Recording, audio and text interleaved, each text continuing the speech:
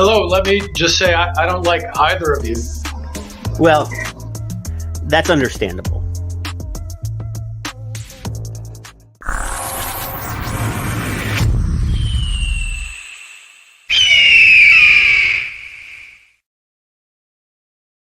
But guess what? We got a lot to do. You gotta say hi to me. We go back a long way. She was 12, I was 30, but anyway.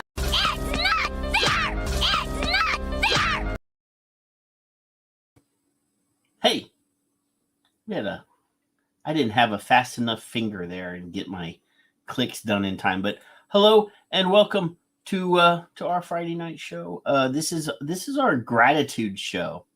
We're gonna do something that we don't do a lot. We've done it a couple times and we've had some fun doing it.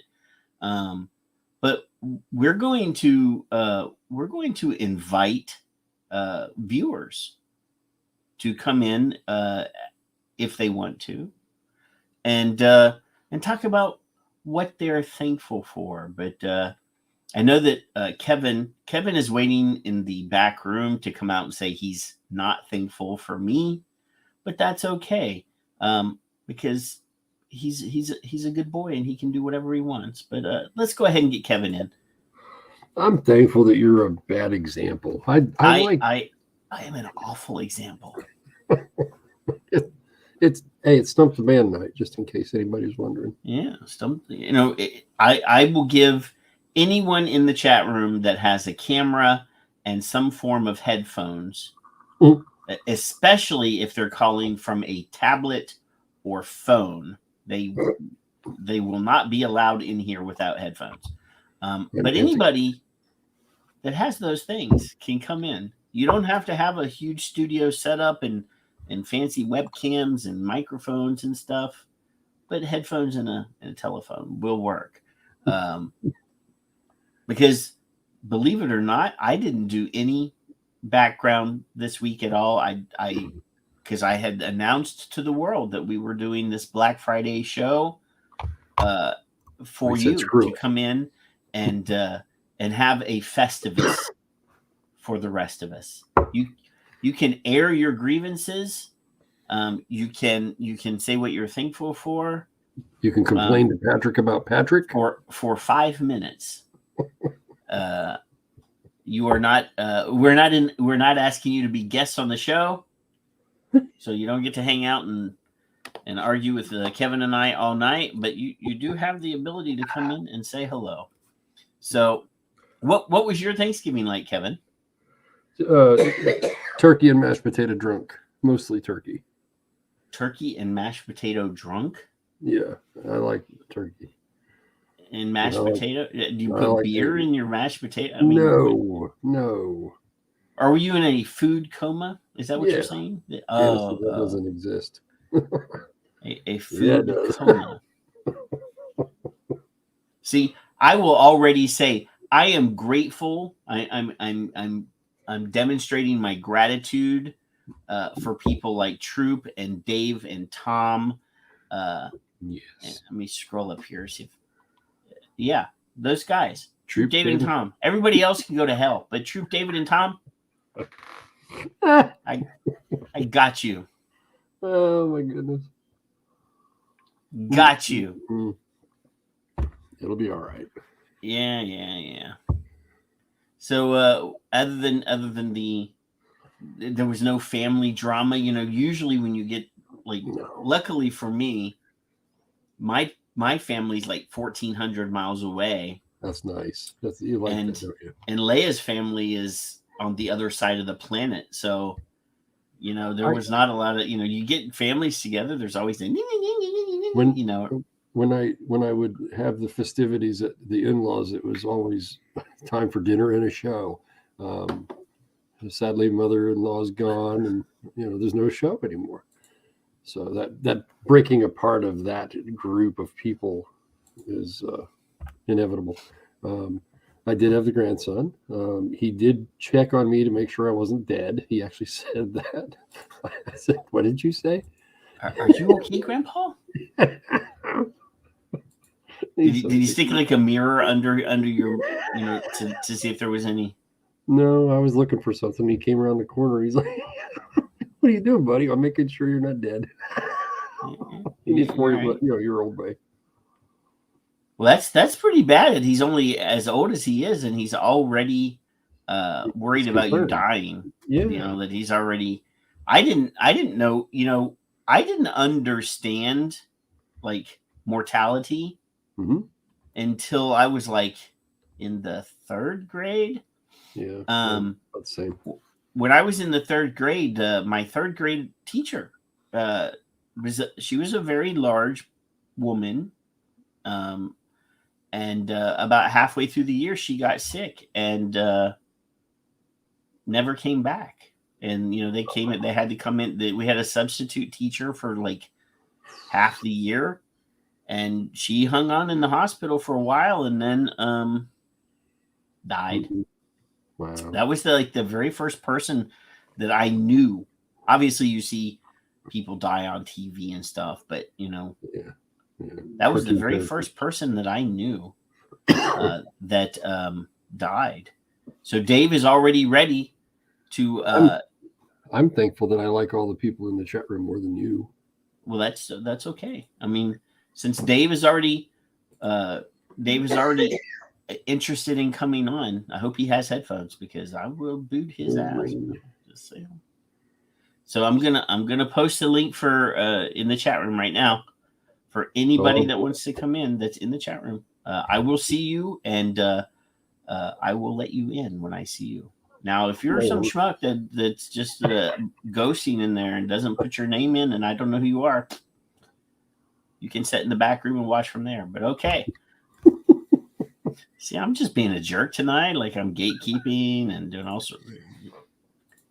There we go. It took me a minute. Oh, it's all right. Yeah. So there it is. Anybody that's in here that wants to come on and say, "Hey, I'm thankful for." There you go. Now, if you're gonna come in here and start bitching about stuff, I will kick your ass out. Tonight is a positive show. Damn it. There's David Lloyd. Oh, you gotta mute the show there, David, so that I can't hear myself talk. Good evening. Good evening, sir. Okay, hold on. Yeah, hold on.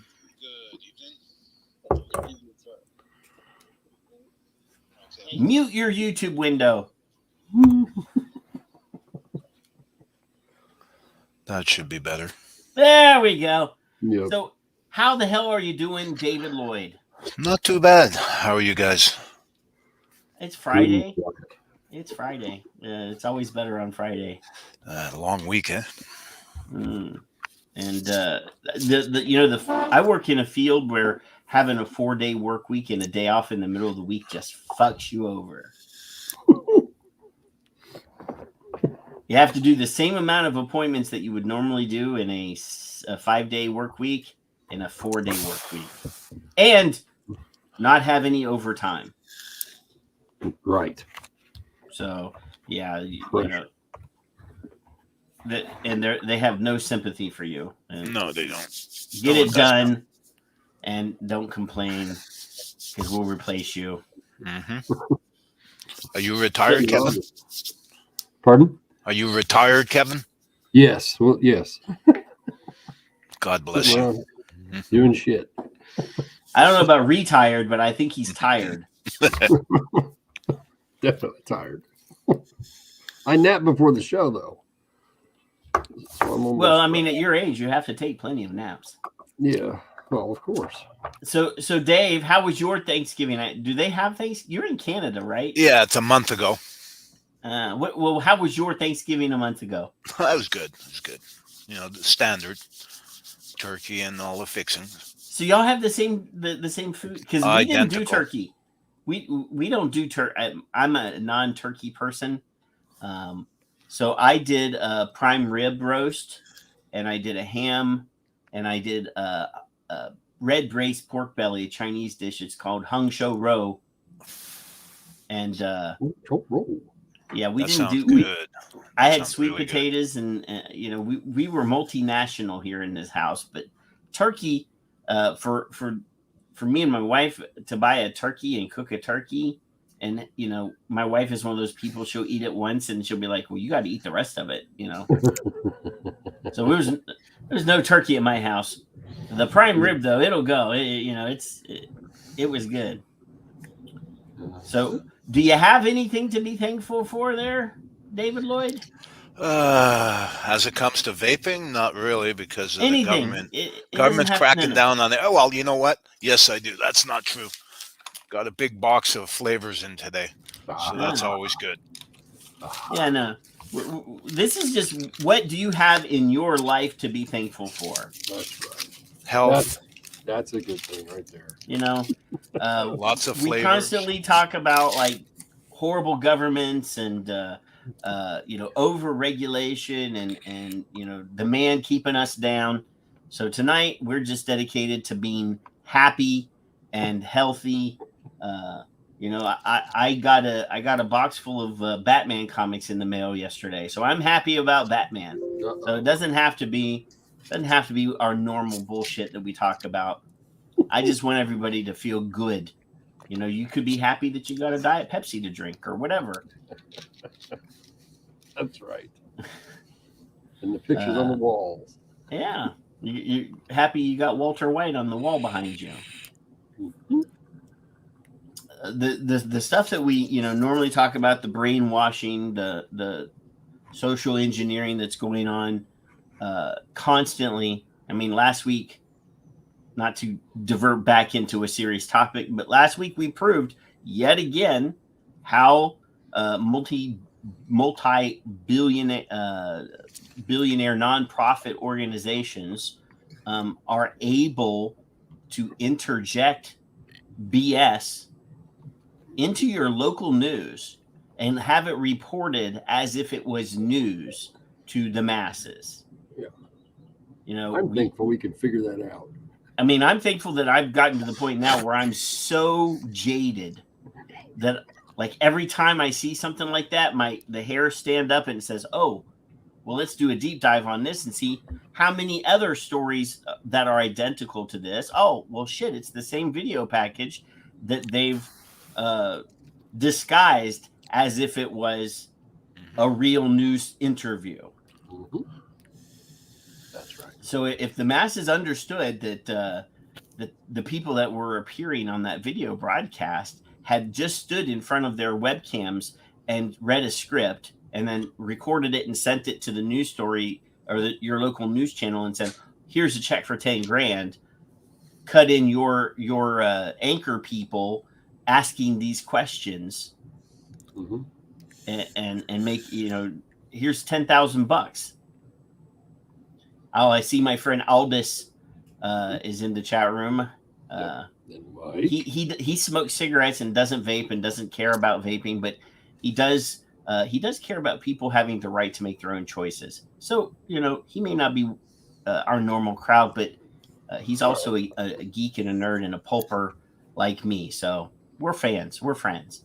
But anyway, yeah.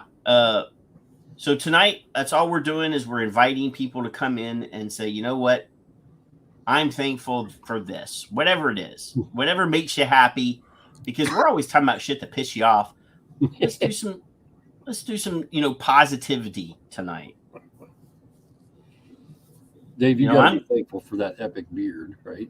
I'm grateful that I didn't have any patients die today. There. I'm thankful Logan cares about me. I'm thankful that Logan came to check on you and make sure that you were still alive yesterday after you were in your food coma. Oh my God, he's so funny. No, we do. Heart. To be fair, we have a lot to be thankful for. We have food on the table. We're healthy. The bills are paid. We get to vape. Yeah. I'm thankful that the Republicans at least took the House. Just to keep the world exciting. You know what? I vote policy, not party. So I switch back. That's what I do too. But I like the fact now if one party is in power, there's no voice of the other side that gets any attention or any way. I mean, obviously, for most of the things that we talk about, I actually don't want. I have an opinion on, say, pro-choice. I have an opinion about abortion, but should my opinion be policymaking? No. If you're a person of faith, then you should believe that God gave you free will, and that if the government mandates your choices and takes that away from you, then God can't decide whether you're a good person or a bad person. You know what I'm saying? You should be able to make those choices, and then in the end, if that's what you believe, then you should also believe that there are repercussions for your choices. Wow. So I don't think it's my choice to stand in the way of somebody making their choices. I've always felt that the government has no place in the bedroom or a woman's womb. Period. Yeah. If you're a dude and you like other dudes, be happy. Just don't do it in front of me. Do you? I mean, you can hold hands. I don't mind that. You can even give each other a little peck. Just don't hold my hand. Each other's face and trying to, reach into each other's pain. I'm kind of a prude, actually. I don't want a heterosexual couple doing that out in public either. So, do what you do. Yeah. But do it in the privacy of your own place, So if we put those two things that I just said on the table, I wouldn't agree with half the Republicans there are, because I believe that people should be able to make their own choices and make their own mistakes and learn from them and pay for them as well. Mm-hmm. So that's fine. But as far as whether my money, my tax dollars should be going to the Ukraine right now, for example, I might side with the Republicans on that one. I was in the military, so I know exactly what the Russians are like. And if they're not stopped at Ukraine, they'll be on the English Channel, my friend. I've been in Russia. I lived in Russia for 6 months back in the mid-90s. That's a different story. Way. I am a world traveler, so to speak. But I spent a good amount of time in Europe and Eastern Europe. And yes, here's the thing, though.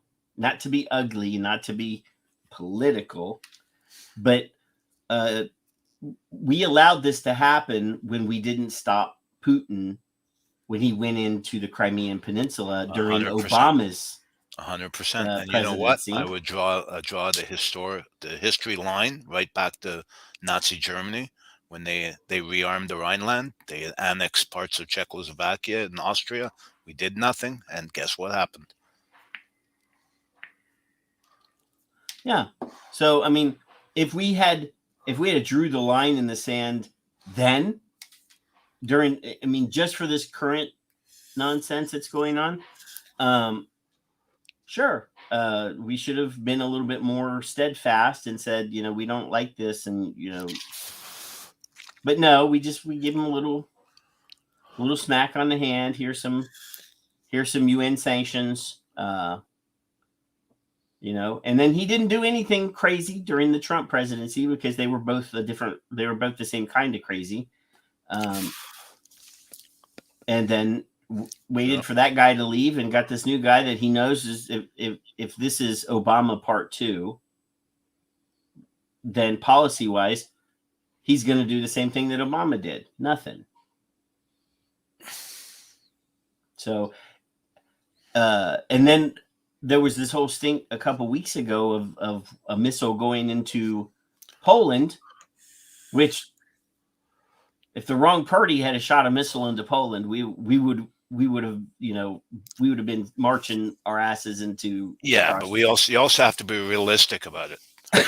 We're not going to start World War III over 2 dead farmers. I mean, that sounds callous, but that's the reality.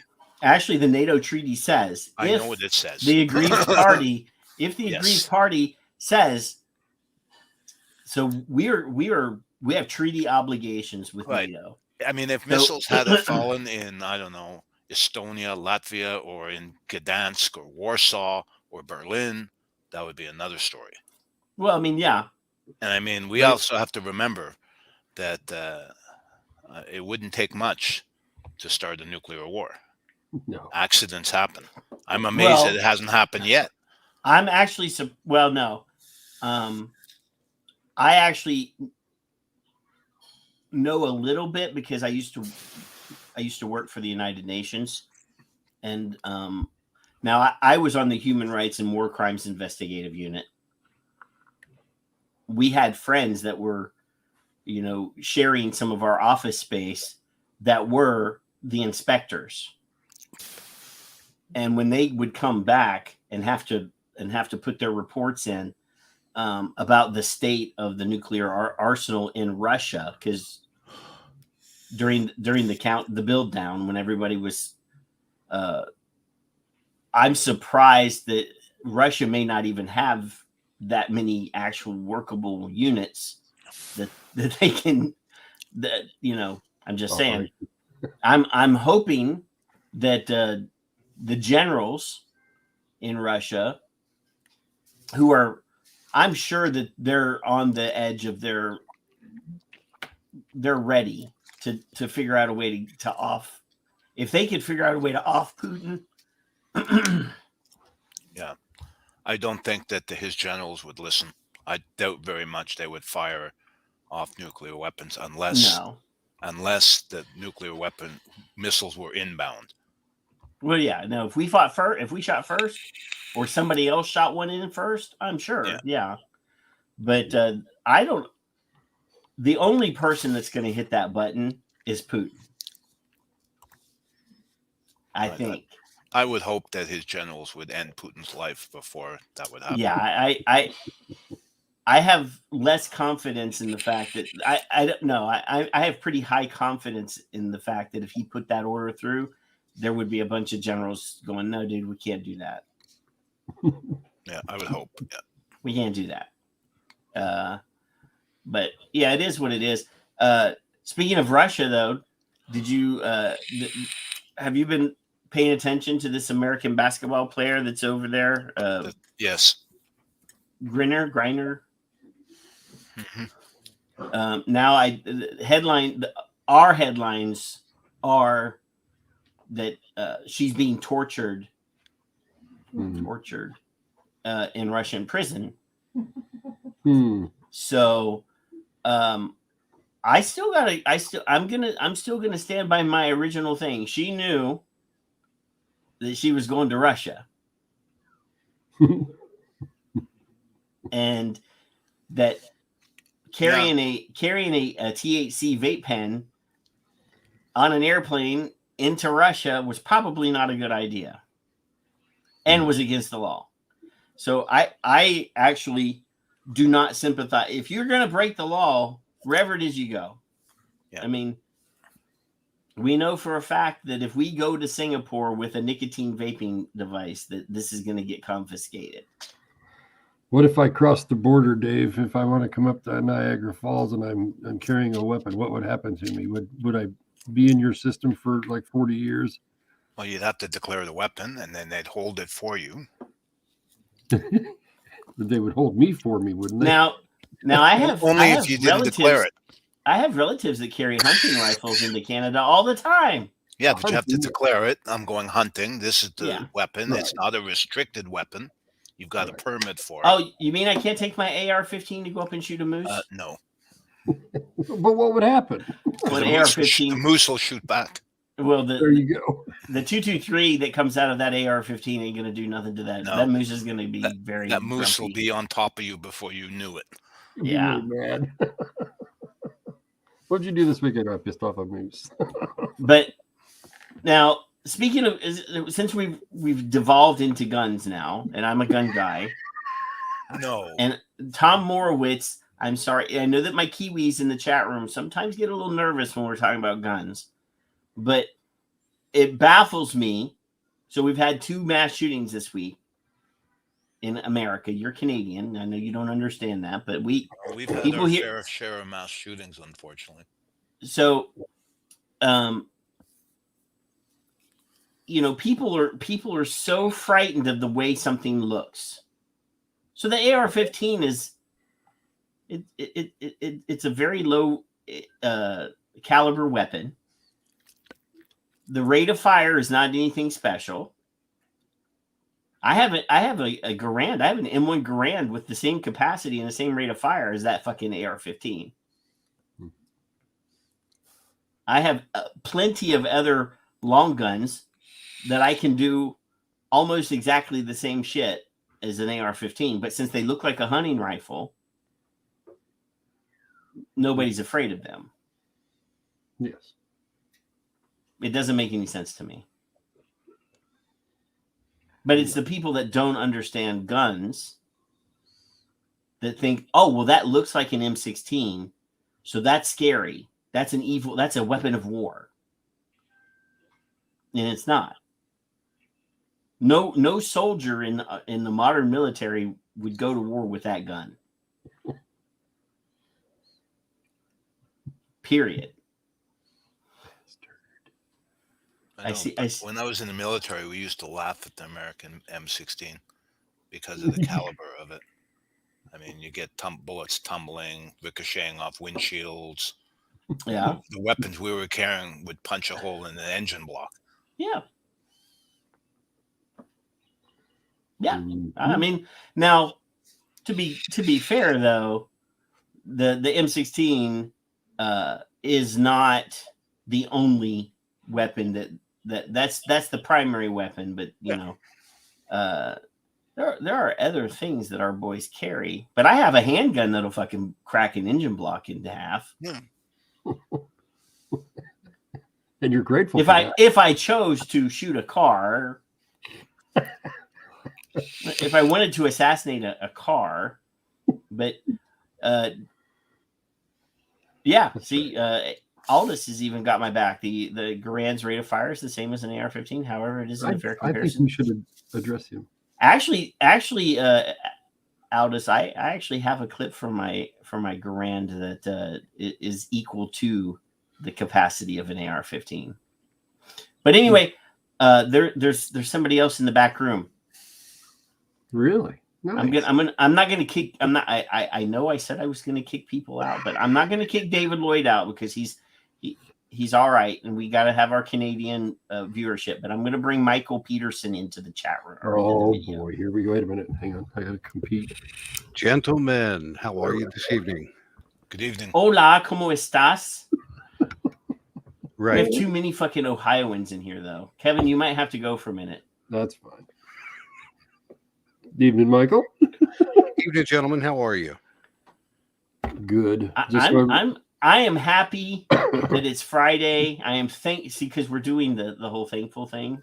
We're telling everybody what we're happy and thankful about instead of always being negative and grumpy all the time.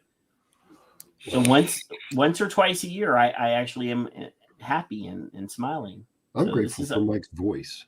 I'm grateful that Michael actually finally got his X delivery order, and his back is no longer in pain because you keep going with that, and the show devolved into a bunch of F words and foul language. You already posted it in the chat room. I know, but I didn't swear.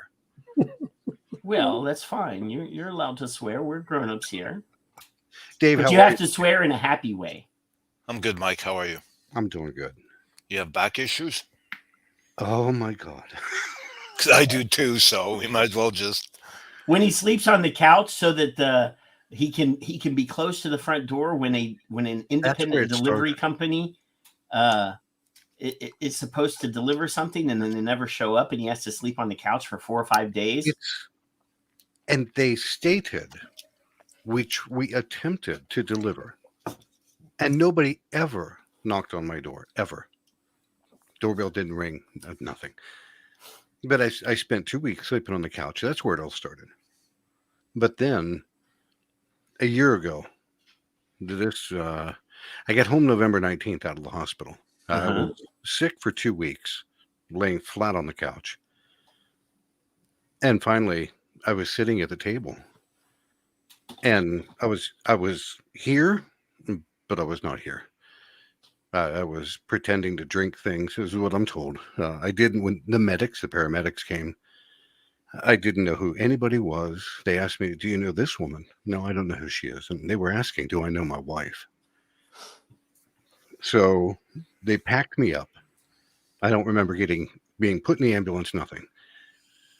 But the guy that was back there with me had such a penetrating voice, just really low, calm. And I remember him, Mike. I said, "Yeah. Do you know where you are?" He said, "It looks like we're in an ambulance." "Do you know where you're going?" I said, "Well, if I'm in here, there's only one place we're going." But it was funny because even in an unknown state, the paramedic was concerned that I have a stroke or something. Mm-hmm.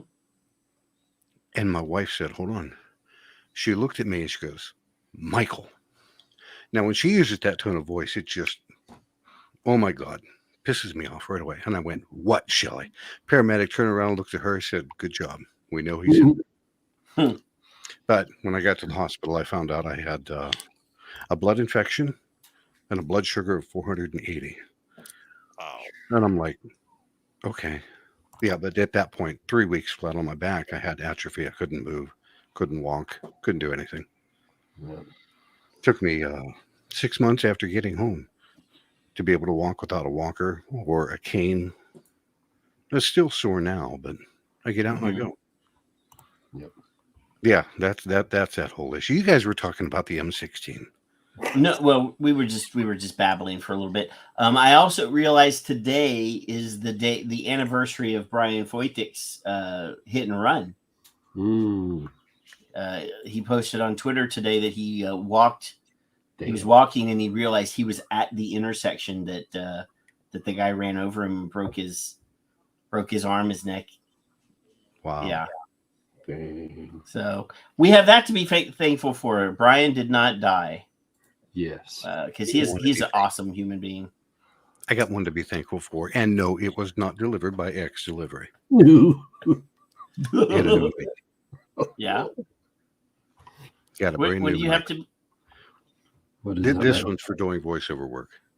It's Austrian Audio 416. Nice mic. Nice. Yeah. Beautiful. About $800. Wow. I'm like, ooh. But it was the one that was recommended to me to do voiceover work instead of this thing. This thing sounds nice for podcasts and things like that. Well, yeah, I mean, yeah. That one's like clarity. So I'm like, yep. Yeah, I mean, yeah, the Audio Technicas are great. I mean, I have one here and I have one on the secondary setup, but yeah, I wouldn't try to record music or no, or anything fancy with it. Nope. I wanted the large diaphragm because the other one that I've got, a sperm trampoline.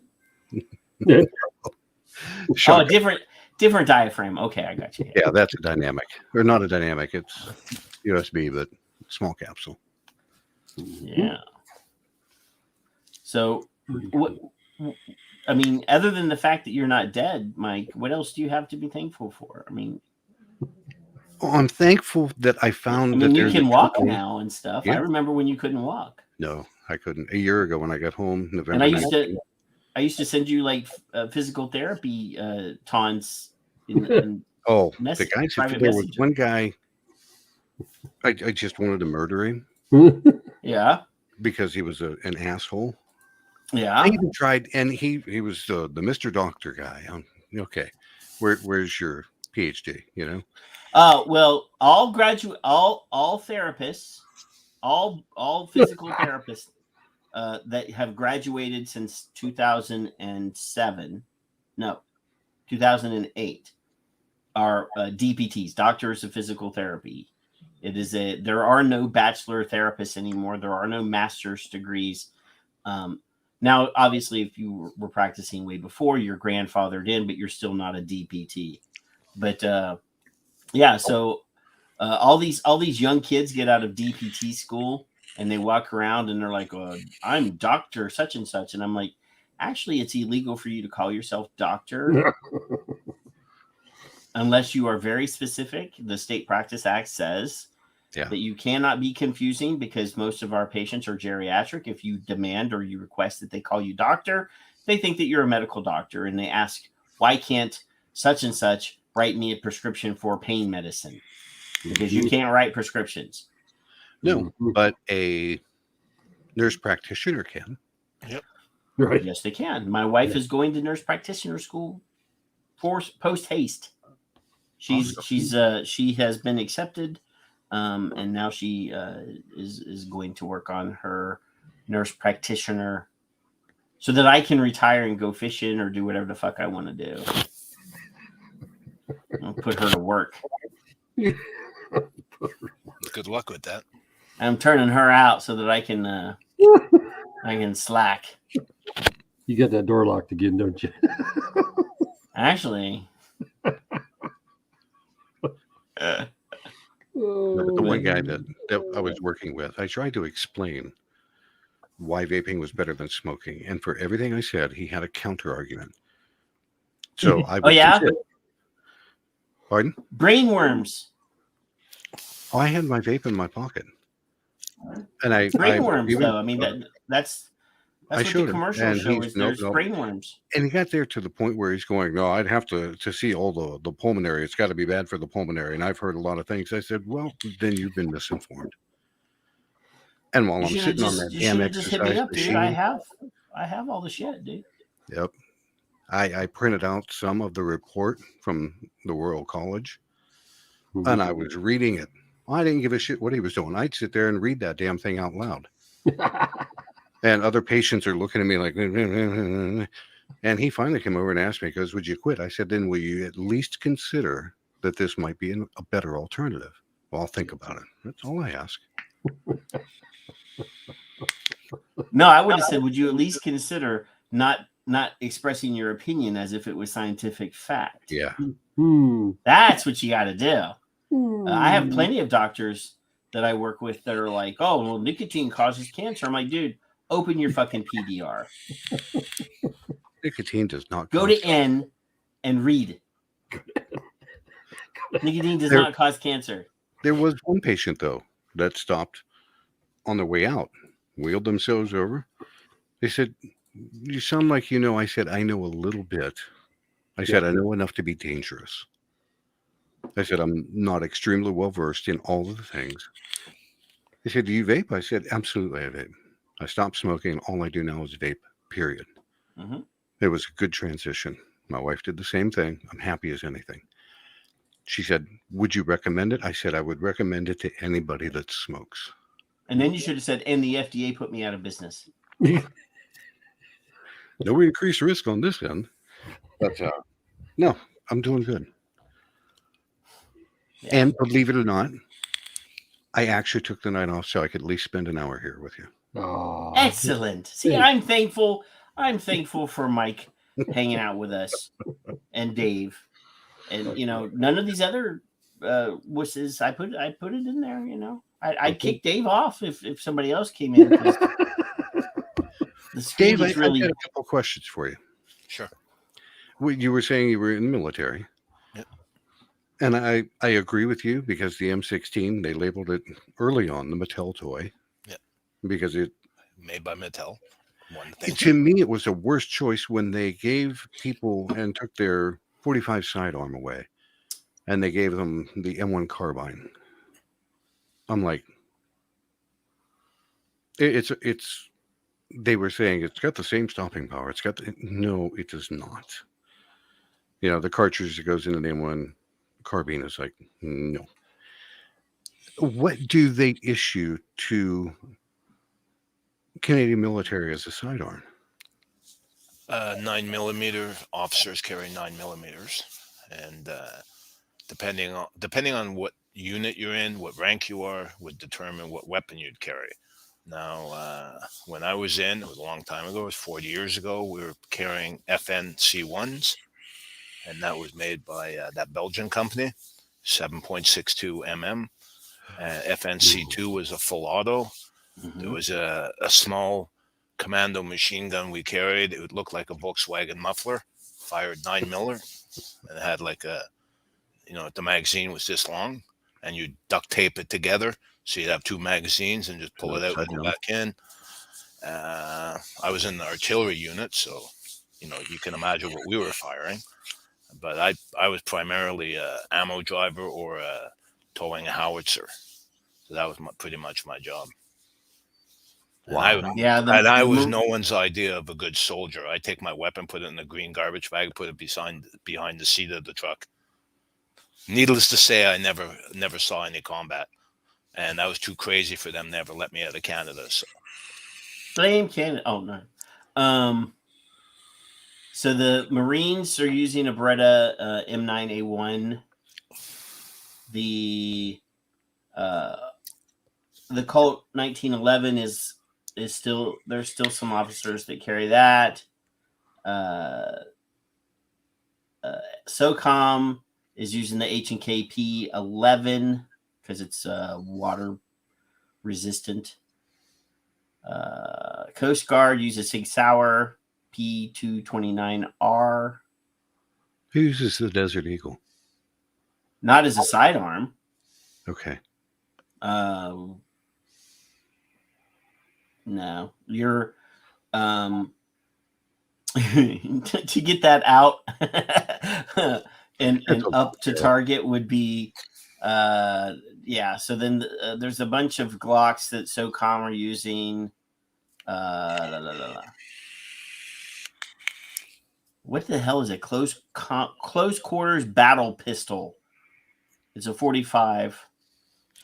That's the Marine Corps. M45A1 CQBP. 45 is good stopping power. Yeah, but I have three 1911s. I would never trade those for anything. You also mentioned people have fear of an assault rifle, what's called an assault weapon, just because of the way it looks. Yeah. And I'm sitting here and I've got my mic on and well, who told them to be afraid of that? Oh, idiots that don't know anything about guns. The media, big time.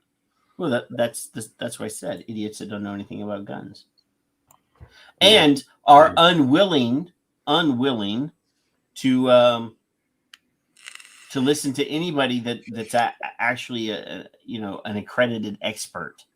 Yeah. I don't own an AR-15.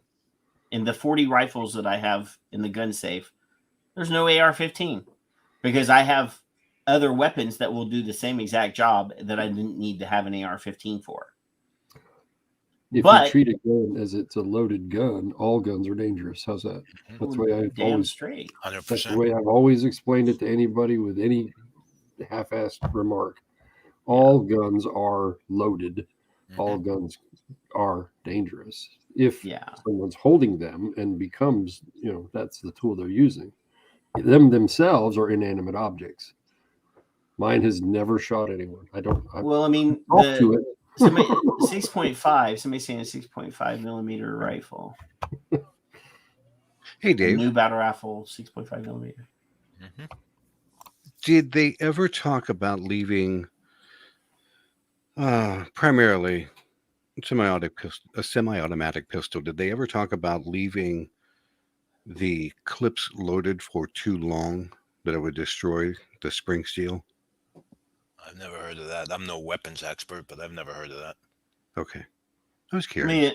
I mean that's. But you never would leave you don't leave a loaded weapon indefinitely, anyways. No, you're talking about leaving the magazine. Yeah, leave the ammo in the magazine. Yeah, you just wouldn't do that either, unless you were in a situation where you needed that magazine fast. You'd never leave it loaded all the time. No, I mean you get to the point you can load a magazine by hand pretty quick. It's curious. You just gotta have tough thumb. Yeah, I grew up beginning with revolvers, and you could get a speed loader. Yeah. Well, that's speaking of, since we're talking about guns still, and we haven't. Normally, we get distracted, but I was talking to a patient today, and I said the one gun that I don't have that I really want is a Peacemaker. I want a Colt Peacemaker, because he brought out his Colt Navy, and I'm like, oh, that's pretty, but I want a Peacemaker, the long barrel, I want a Wyatt Earp gun, and they're expensive. Yeah, I was going to say they must be expensive. There's even they still make them. They're still making them? Yes. Wow. But they're presentation pieces. They're special, occasion guns. But yeah, you can buy a new one right out, But yeah, they're. I'm reading Addy here. Yeah, but he brought out his Navy, and I'm like, that's a fine handgun. Except that I don't want to sit here and hand load. That I want to be able to drop a cartridges and go. And the Navy's a fucking black powder. You gotta. It comes with the hand stamp and everything. I want to just be able to drop in the hell's on that? A 7-inch barrel? What? The Peacemaker? Or the Navy? Yeah, the fucking Peacemaker. When you start looking down the barrel of that's a fine amount of territory. If I knew we were going to have a discussion on weapons, I would have tapped into my friend who's a part owner of Remington. Oh. I'm in Texas. You got to have weapons near you at all times. I got my zombie toy right here. That's to defend yourself against your wife. No, because her machete's bigger than my machete. I believe you. So you need a machete, eh? Mm-hmm. Actually, it's just you might want to think about the neighborhood you're living in. If you I actually live in a machete next to you. I live in a gated community, so it's okay. Okay, well, maybe the gates are keeping the wackos in. That's true. That's true. That's why they close at a very specific hour, just like the hospital. Visiting hours are over. When we bought our house, my wife was the first darker shade of owner in the neighborhood, and I was joking with the realtor lady when we bought the house. I said, "You don't know what you're letting in here," and she immediately started, oh no, we don't have a problem with Filipino, blah blah blah. And I'm like, no. I said, I'm a redneck. I said, I'm going to be driving around the neighborhood on my tricycle with my beer belly hanging out and my cowboy boots pedaling and my rebel flag on my tricycle. And she goes, yeah, see. And just like that, 45 new rules were added to the HOA. Yeah. I was going to say it. You guys have that HOA thing down there, right? Ours is pretty nice, though. I only pay like $30 a month or $30 a year, excuse me, for the HOA. That's good. So it's not bad. As long as we don't park like junk cars in our driveway, and we keep the yard mode at a decent, schedule. Well, that's common sense, isn't it? Reasonable schedule. Right now it's a little bit high, but nobody's complaining because of the weather and everything.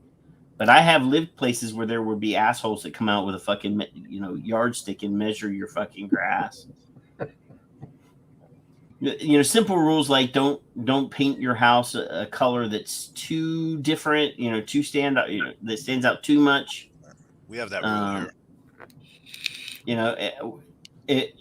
Everything here is a traditional color. They don't want you painting your house pink so that it stands out, but anything traditional. So they're pretty not annoying compared to other HOAs, but as long as our $30 a year goes to paying for the maintenance of the entryway. There's a fountain there and stuff.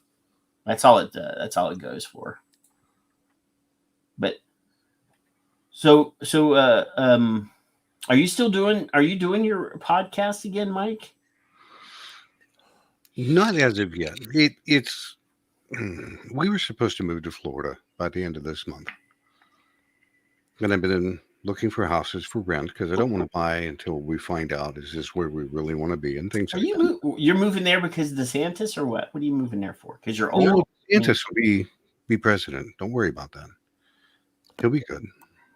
I think he'll be president in 6 years.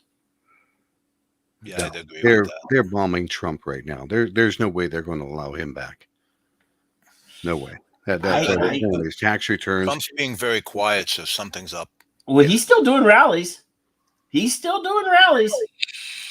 turned down Elon Musk to return to Twitter. No, he didn't turn it. I mean, the account is turned on. He just hasn't used it yet. Yeah. Why would he? I mean, really, he gets as much mileage out of the fact that the account is unlocked, and he's still over on his whatever it's called social thing, the thing that he has. I know he has one, but I don't know what it's called anymore. But he's still over there. You know, the people that are going to vote for him, the people that like him, are there. So why does he need to come over here to Twitter? I mean, I'm not leaving Twitter. I don't mind Elon Musk. If I overspent on if I bought Twitter over value like he did, the first thing you're going to have to do is figure out ways to minimize those losses by getting rid of the people that are non-essential. Not essential, the people that are redundant. So he did what any CEO would do. I've worked at many companies that have been bought out, and the first thing that happens is people get canned. Yes. So I that didn't surprise me not one bit. And then, considering, I mean, we actually, like we talked about it last week, we know people that were kicked off of Twitter for literally nothing. Mm-hmm. So we know that it wasn't the bastion of free speech that they claimed they were being. No. Newsflash, nowhere is. So, I actually don't have a problem with. I think you should bring everybody back, put it in the terms of service. These are what's going to get you kicked off, and now let everybody have a free for all, and then the people that are going to get kicked off are going to get kicked off again. And then, at least he can say, hey, I gave you the opportunity. You broke the fucking rules. I have to let you, I have to kick you out. But be transparent about it. Yeah. This is what you can do. This is what you can't do. If you do this, we have to lock your account. And if you want to pay $8, you can have that little blue check mark. Like I said, I'll pay $8 because I want the edit button. And I know that there's an edit button with the blue check mark. You're so vain. Damn it, I was wrong. Damn it. See, what I want. Homicidal says, ask Fergus. Yeah, just ask Fergus. If you get the $8 edit button, I want to know that this tweet has been edited. As long as I know, then I'm really happy. Look, he was wrong again. No, my fat thumbs don't work very good on this little keyboard. I know. Yeah, Fergus has I think he's up to his 63rd account. It's the third Fergus, by the way. The Fergus. The Fergus. Yeah. So, yeah, I mean, I have no problem with somebody buying something and changing. It's just. How much money did you spend to get it changed? I'm sure something else will come down the pipe anyways to replace Twitter, to replace YouTube. And see, I think, for example, if a new social media platform, and there are others, already. Yeah, MySpace. But when it comes to Facebook, for example, 10 companies could come out and invent a new Facebook or whatever, a new alternative to Facebook. Yeah. And it would go nowhere. Vero was an app, and they got a bunch of Hollywood people to jump onto that app to provide content to draw people over, movie directors, artists, musicians, and nobody went. Because it's got to be the proper mix of convenience, attraction, functionality. It's got to interact with the various platforms that exist now, like my TV, my laptop, my phone, whatever. Yeah. So, what's his name? Oh, Elon has said that he wants to figure out a way to add video, a more robust version of video than what Twitter. I mean, because we're on Twitter right now, like we're broadcasting on Twitter. So we use Twitter already for live streaming. But he wants to figure out a way to add video content to Twitter above, like right now I can upload a 2-minute and 20-second video to Twitter. So he wants to figure out a way to make long form video possible on Twitter and then monetize it like YouTube does. And keep you there. So if he does that, if he does the few things that I've heard that he wants to do with Twitter, then it might be a better alternative than instead of having Facebook, Twitter, and YouTube, to have one platform that does everything. Yeah. It might, and if anybody can hire the right people to program it and make it work, he knows how to do that because that's what he does. I mean, he's not an inventor. He's not an engineer. He's not an aerospace engineer. He's a facilitator. Like he claims that he did some design work with SpaceX. But like he was hired at Tesla to be on the board. Then he bought into Tesla. Then he bought the rest. I mean, he has the lion's share now. But he wasn't the guy that invented their cars. He was just a spokesperson. He was just a personality they brought onto the board to be the face of Tesla, and then he ended up taking it over. You liked it. Now he did found SpaceX, but he hired aerospace engineers and hired smart people that are rocket scientists to actually do that. So he might have done some design work to make the dashboard look good on the fucking rocket. But he didn't fucking design the rockets. But yes, he has the ability to build a cult around him. That's what he does. He's going to go into Twitter. A lot of people he canned. Some people voluntarily left, which was stupid. Because if you were one of the people that were let go, you got 3-month severance. If you quit, you don't get shit. So that was stupid. So I see all these people on Twitter whining that they are no longer at Twitter, but they got 3-month severance package. Yeah. They're complaining about, I don't know how I'm going to pay my bills. You got 3 months severance unless you quit. There was a group of programmers in Silicon Valley that sent him a note and said, "Hey, you say the word, we got a group of people will come down and keep everything running, keep the lights on." Yeah. Mm-hmm. I mean, if you want to work, he'll pay you. Like that's something that he does good. He hires people and pays them. If they do a good job, they keep their job. I mean, that's what everybody in the entire world understands. That's not some sort of uppity coder. Yeah. Is if you do a good job, you'll get paid and you'll get to keep your job. If you do a bad job, you may not keep your job. So, again, I may not. If I met Elon Musk, I probably wouldn't get along with him just because he's a jerk and I'm a jerk, and that's too many jerks. Two jerks don't make it right. So, but again, I support his right to purchase a company and do whatever the fuck he wants with that company. If he runs it into the ground, he runs it into the ground. That's his fucking choice. He spent $44 billion. You're a poet.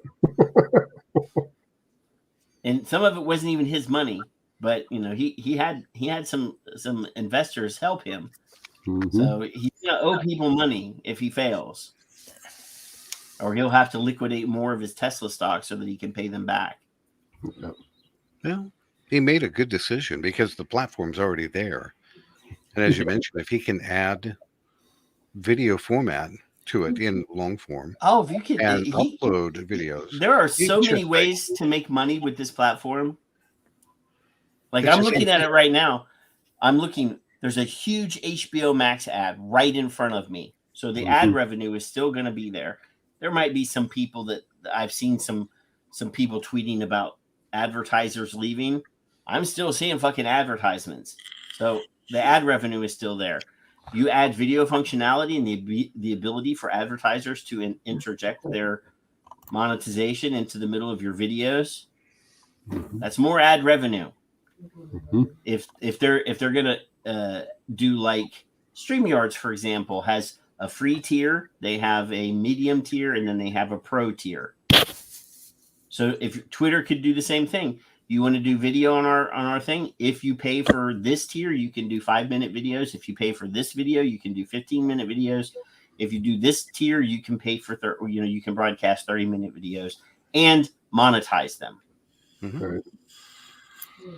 Yeah, a good point, Mike. And both of you actually.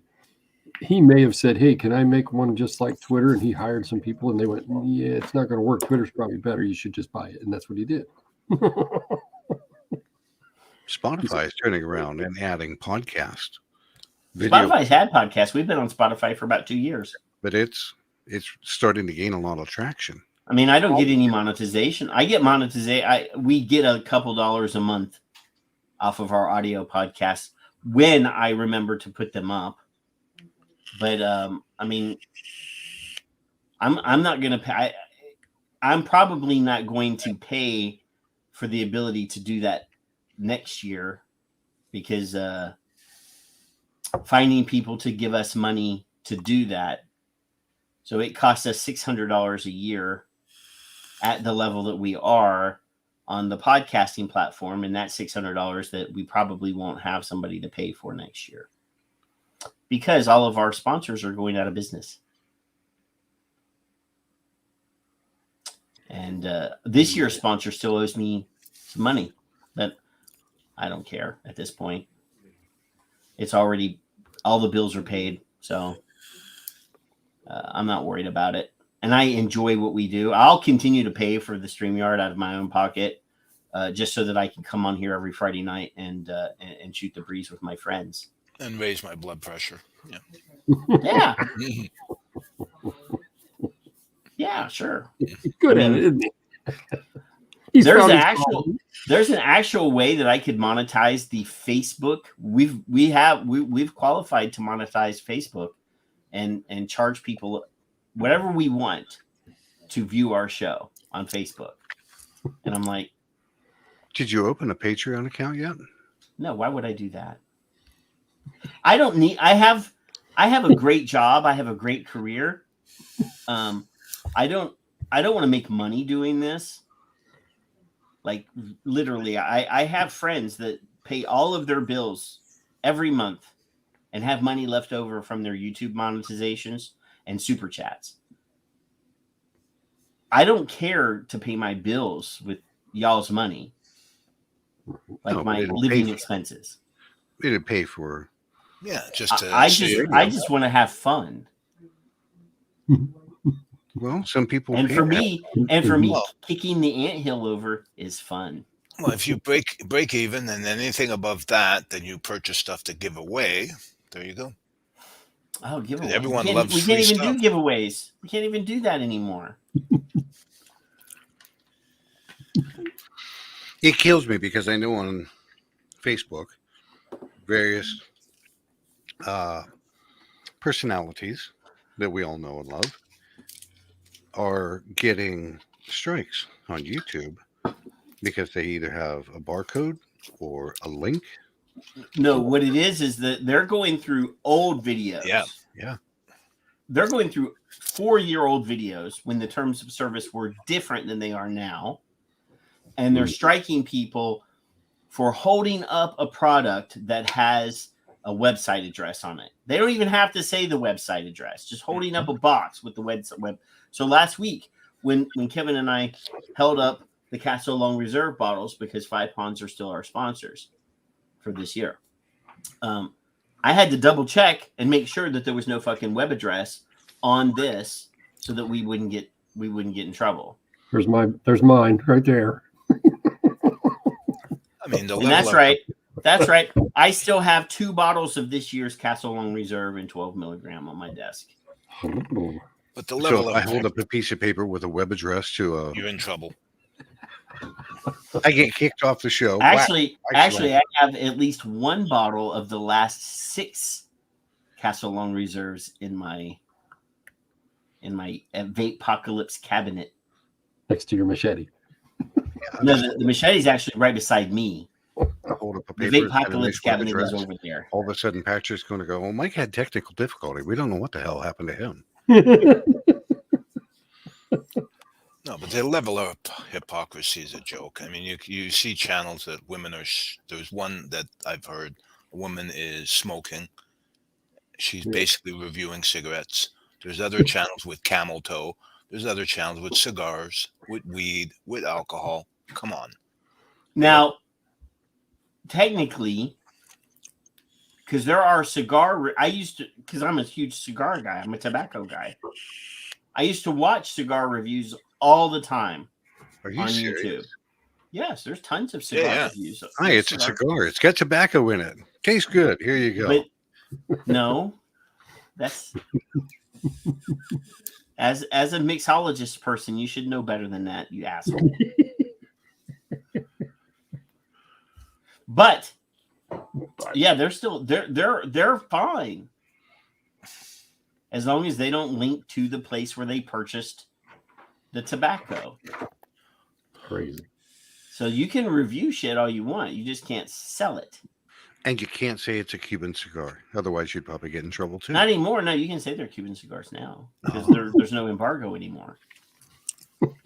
They're a lot easier to get now. See, there are a lot of people out there that I know that would look at that and go, looks like a mighty fine wrapped dog turd right there. They can think that too. You know, I don't, everybody's allowed to have an opinion, and taste is subjective. So, yeah, I mean, I like a fine Cuban dog turd. I mean, they're right about now. Patrick's going, why the fuck did I let this guy? Nah, Mike. Mike's my friend. I won't try to reach through the phone and kill him or anything. Not on purpose. Yeah. No, I haven't smoked a cigar in 11 years. So, did you ever get your hands on that e-juice that's from Montreal? I think it's called Dark something. It's a cigar. It's from, you have it. You have one of the flavors. From Road Cut, you mean? That's it. Yeah. Yeah, this is called Dark 30, and this is still my emergency bottle. That's you don't have it I can't find any. Nobody in America sells it. It's made here. I know it is. Yeah, a friend of mine knows the owner. I've been trying to get 5 Ponds to agree to put this in their legacy line.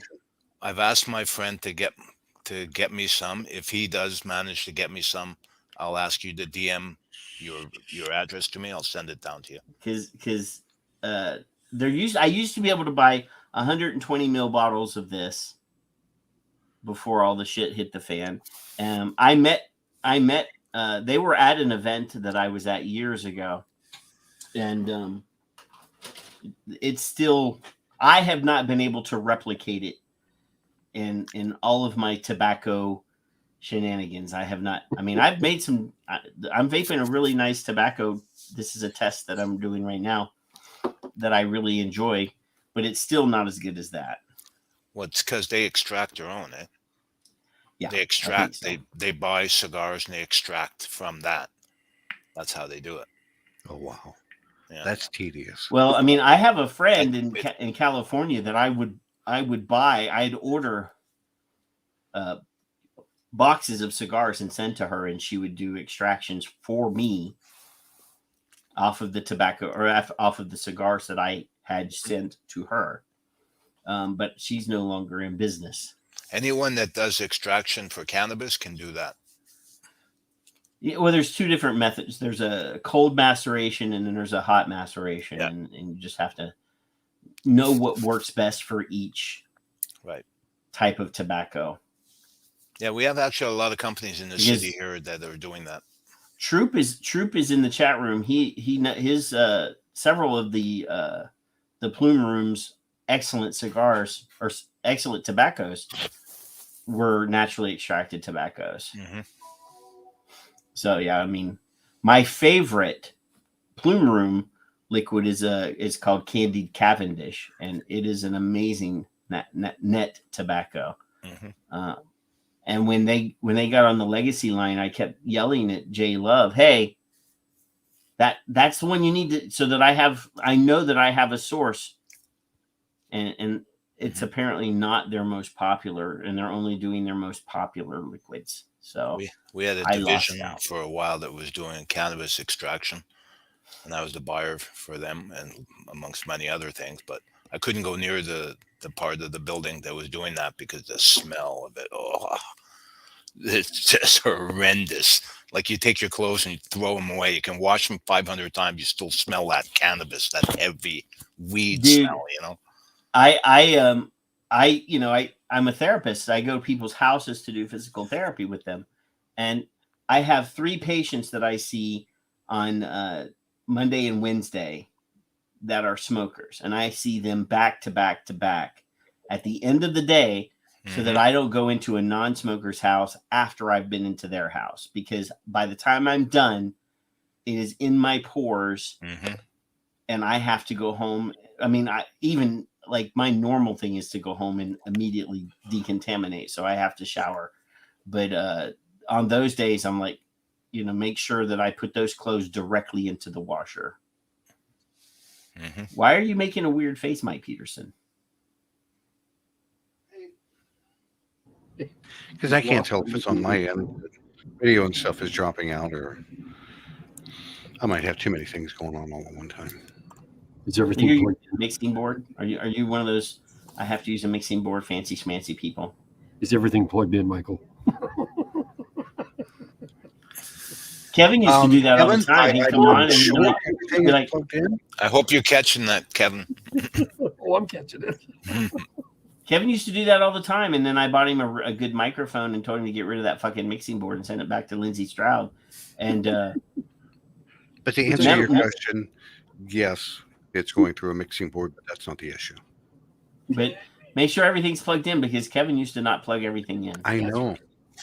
I still have the pictures that I made for that. And you have your I had it on your master volume up as well as your actual microphone volume.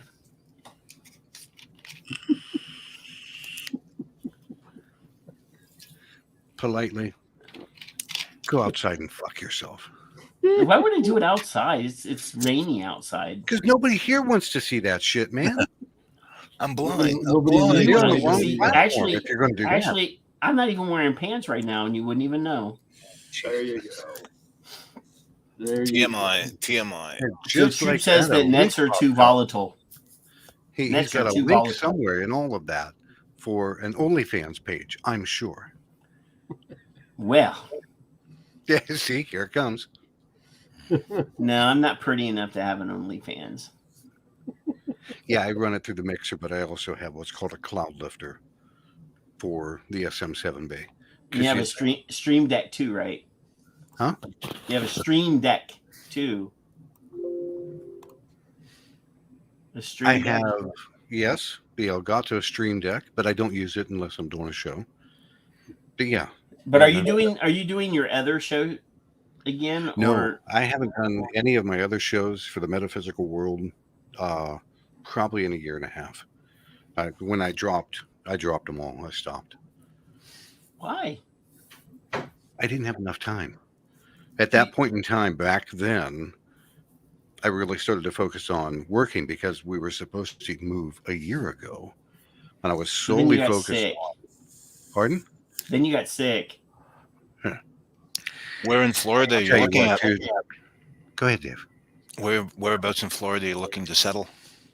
Right in Cape Coral. Damn near, it's right next door to Fort Myers where the hurricane went through.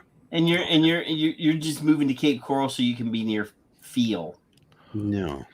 Because he's in Cape Coral too. Yeah, I know where he lives. And Nick Orlando's up closer towards Tampa. Yeah. No, we visited friends of ours. I want to say about 9 years ago to live in Cape Coral. Absolutely love it down there. Mm-hmm. Absolutely love it. You know they got skeeters, right? Yeah. Yeah. They have all kinds of shit down there. Yeah. Alligators. Oh God, yeah. I have cousins in Naples. Iguanas.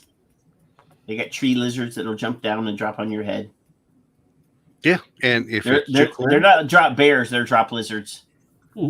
If it gets too cold, they put out a falling iguana alert because the iguanas will fall out of the damn tree because they can't move, and then they just lay there because they're a cold-blooded animal. Yeah, I thought that was cool. And they have senior alerts in case the senior goes missing. Well, we have those. Yeah, they're called they're called silver alerts. Yeah. Because what? Oh dear God, what's the amber alerts are for kids, and silver alerts are for oldies. But no, I stopped doing all the podcasts all at once. I just dropped everything. I was totally focused on making money and getting a little bit of a nest egg put together. And being sick, that just completely got wiped out. Yeah, that fucked you over. That one fucked you over, my friend. Yep. It screwed me up for a while. Were you watching the show last week, Kevin or Mike, when we were showing the video packages?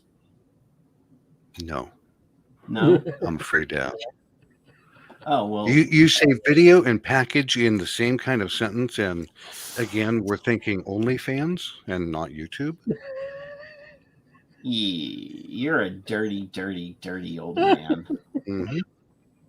Dirty, dirty old man. So here, I'm gonna show you a couple examples since you weren't here and since nobody else wants to come in and talk to us, and I can't kick David Lloyd off because we're gonna. Everyone loves Canadians. Who doesn't love a Canadian? People in the world. I actually like. There's a TV show I used to watch all the time called The Red Green Show. Oh my God! Yeah, that's a Canadian thing that's actually okay. Bill Tarling, actor, retired, had a secondary. He didn't play in the lead. He was second or third string. I don't know what the phraseology is, but he was on a science fiction show way back when. He's been in a whole bunch of shows. Oh my God! He was on Forever Night, and he was on. What was it? Forever Night. He was on that one. He was on one of the Gene Roddenberry shows.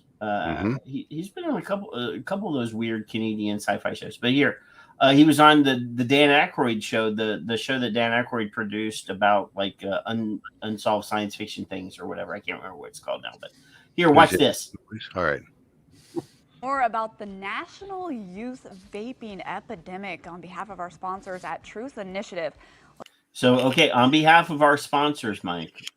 Let's learn more about this public health crisis. Youth vaping remains a serious public health threat with over 2.5 million teens using e-cigarettes according to new CDC data. Funding from the potential JUUL, pronounced Juul, settlement could help address this epidemic. And joining us today to discuss these issues and more are Robin Koval, CEO and president of Truth Initiative, and from Parents Against Vaping E-Cigarettes, co-founder Dorian Furman. Welcome to both of you. Well, sure. This is not an accident, right? Very, very clever targeted marketing and misinformation. Okay, so that's all you're getting, right? So you got the flavor of that, right? Oh yeah. Somebody hit that porn bot for me, please. So then here we're gonna do another one here. Let's look at this one. Remains a serious public health threat with over 2.5 million teens using e-cigarettes, according to new CDC data.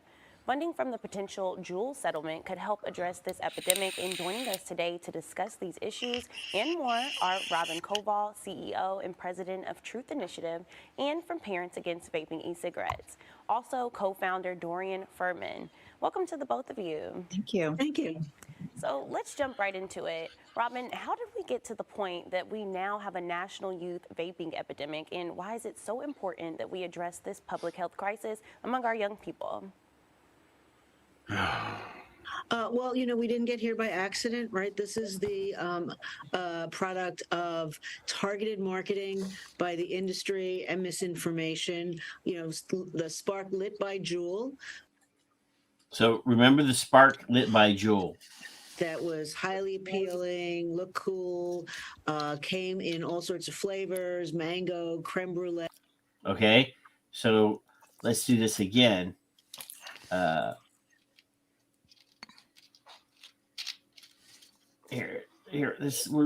do it again. Vaping remains a serious public health threat with over 2.5 million teens using e-cigarettes, according to new CDC data funding from the potential Juul settlement could help address this epidemic. This segment sponsored by Truth Initiative. Joining us today to discuss these issues and more, we've got Robin Koval, CEO and president of Truth Initiative, and from Parents Against Vaping E-Cigarettes, co-founder Dorian Furman. Thank you both for joining me.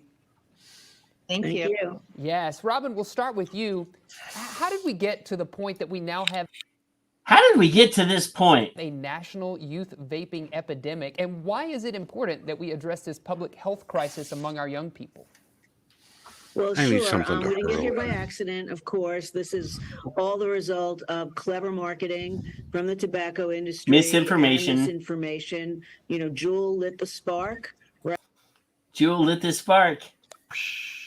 So last week, now multiple times throughout the year, we've found these little prepackaged news pieces that the same group have circulated. They've sent a check. Here's the DVD with the raw video. Here's the list of questions. Blah blah blah. Make something out of this. Here's $10,000. And follow Now, for some reason, Kevin and I are the only people smart enough to notice this shit. Well, Same question, same answer, same wording, same bullshit. Because it's the same video package. we've done this before. Yes, we did. This is like the third time this year that the first time we found 22 news stories from local news channels that use the same video package. The second time it was 16, and last week we found 5. Now, I haven't done any Googling this week to see if maybe there was some holdouts and the rest of them are this week. But why is it that we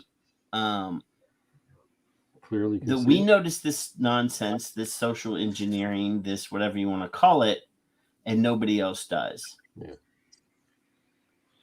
Well, she's a former advertising exec. So just in case you didn't know, Robin Koval is that and an author, I guess, as well. So I'm an author. That doesn't mean anything. I've published works. Right. It's all in the wording, isn't it? It's all in the wording. I mean, there are several magazines that I wrote every article for. Every one. Yep. So their slick marketing is her for them, but they're twisting that to make it sound as if it's something else. That's okay. Well, Tom Morowitz, I don't know if Tom's been around long enough to realize that I think we've lost any opportunity to build a war chest. Any chance that we had of having a fucking war chest is gone. There have been multiple times where opportunities where people were offered the opportunity, and either A, they scoffed at it. Yep. Vape-free youth, for example. Dimitri came up with this idea to get manufacturers to for free. Didn't cost them anything. All they had to do was sign a pledge saying, we're gonna follow marketing standards. We're not gonna sell to kids. And people fucking belittled and attacked. I joined that through the blog. Yeah, that was back in vaping militia days. We were fucking on the page for the front page. I mean, and at the time I didn't know who Demetrius was, and I had no idea. Oh, Dimitri and I hated each other back in those days, but we still agreed that this was a smart thing to do. Of course. I mean, the first time, I think I've told the story multiple times. The first time Dimitri and I were in the same room, we were in each other's faces because somebody, not me or him, had put us in a situation where we were adversarial when we shouldn't have been. Poor Phil and Julie Wassner had to be the voices of reason. Well, Julie Wassner and Phil are usually the voices of reason, but yeah, I mean, that was back in Fat Demi day too. He actually had a couple pounds on me. Now I have a couple pounds on him. But yeah. But yeah, I mean, at this point, it's like everybody that was responsible and would have been supportive and put money into a hat to fight for the industry, they're gone. Or they were, there were some charlatans out there that took millions of dollars out of the fight. Oh, you mean like some guy that had a Lamborghini and put dual, I don't know what the hell he did to his engine. Oh, I don't know anything about cars and people having a Lamborghini, but there were people out there that were accepting large checks from companies claiming that he was going to defend the industry, and it turned out, he would, through big parties and, padded his own bank account and then eventually took a job working for Big Tobacco. Vaping started in the underground. It's going to go back to the underground. Simple as that. We're not going to stop vaping. We're going to find a way to vape. Well, no, I mean, I'm not worried about me keeping vaping. It's the people that are still smoking to get it's them the off fucking cigarettes. Smokers that we're never going to be able to, we're never going to have a 2014 or a 2015 again where we convert millions of people in 1 year. It's never going to happen again. We have not in any way, shape, or form increased the number of vapors since 2017. Big Tobacco thought of that. The same number of people vape now that were vaping in 2017. The estimates have not changed. Blue just came out with a new disposable? What? I wouldn't put it past. I mean, Phantom are smart people. I mean, but again, they can't sell it here without having some sort of PMTA if it's new. They're not stupid. Because they came out with flavors. Phantom was the only the only of that style of company to defend flavors at the White House. Yep. So they've got my respect. I mean, they don't have David's respect, but they have my, not you, Dave, right. David Gerlitz. David Gerlitz hates them, but they're the only ones that stood up for flavors in the White House in front of Donald Trump. I mean, all the other companies were willing to roll over and show their belly. And they said, no, I mean, we know for a fact that flavors help people quit smoking. Kind of idiotic not to know that. So I'm far behind in trying to remember. Friend of Dimitri's, doctor that did the flavor study. Farsalinos. Thank you, Dr. Farsalinos. Yes. Yeah, and he submitted it, and 17,000 people. Now we had to fucking drag vapors from our own community to fill in. We had to shame people. Like Dimitri and I did entire shows, and that's back when we would have 2,000 people listening to and watching our shows. I don't know which study you mean, Patrick. 69,200. Oh no, 17,000 was your thing. Mine was oh hell, I forget. His was 69,233. 69,000. You are correct. Extrapolate that number. But yes, I mean, up until like the last week, of that study, there was only like 20,000 people. No. Like we had to drag people. We had to fucking do entire shows like dedicated to that fucking thing, getting people to do it. Right. And the FDA went, "Oh, look, that's a pretty piece of paper." Yeah, look at that. Look at all these anecdotes. Yeah. Even though we used the software that they wanted to be done in to be considered for their system. That's correct. Like we bent over backwards to do the study and to have it designed to fit their criteria. Correct. Like Farsalinos hired people to make sure the questions fit the format and the criteria that they would accept, and it still got ignored because it didn't come from big tobacco. I think the vaping or the truth, or Campaign for Tobacco-Free Kids, or right. What are you going to say, Dave? I was just going to say that we keep playing by other people's rules. We got to stop doing that. I mean, you got to really play hardball. You got to play hardball. Go after these people and discredit them in any way you can. I mean really discredit them, because all these people, these holier than thou type of people, have a lot of skeletons in their closet. And you got to drag those skeletons out so everybody sees them. We've discredited Stanton Glantz as in every fucking way that we can possibly. We've had other scientific people drag him.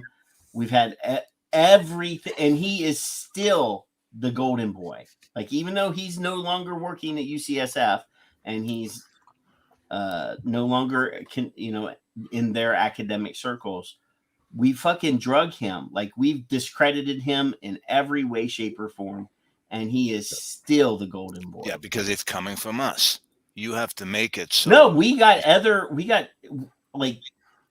he's on the Retraction Watch website now. Like, he is the scientific organization that's not us has gone through his studies and put him on watch for academic bad stuff. But it doesn't matter, because he can still do shit like this to confuse the public about science, to confuse scientists about science. My number, Patrick, was, you got me with that 17,000. You threw me off. 7,238 was my number. That was your number, yeah. Dr. F was 69,233. 69,000 people. Now, when they extrapolate a youth survey, they do 20,000 or whatever it is. When we do that, they go, "Oh, no, we can't do that." We just read one a couple weeks ago that had 20 participants, Kevin. Right. Yeah. Because 20 science. Pseudoscience. Social 20. I'm surprised that Troop hasn't even tried to get in here. I need Michael to give us a clip of certain keywords. Pseudo political science. We're just gonna make a list, and he's got his voice recording microphone, and now we can get him to give us sound bites so that we can put him in our soundboard. In a day, when Kevin and Patrick both turned around and looked at each other and said, "What the fuck?" There we go. We've done something right. Does anybody have any drugs? I'm looking to store some drugs. Oh my god. Yeah.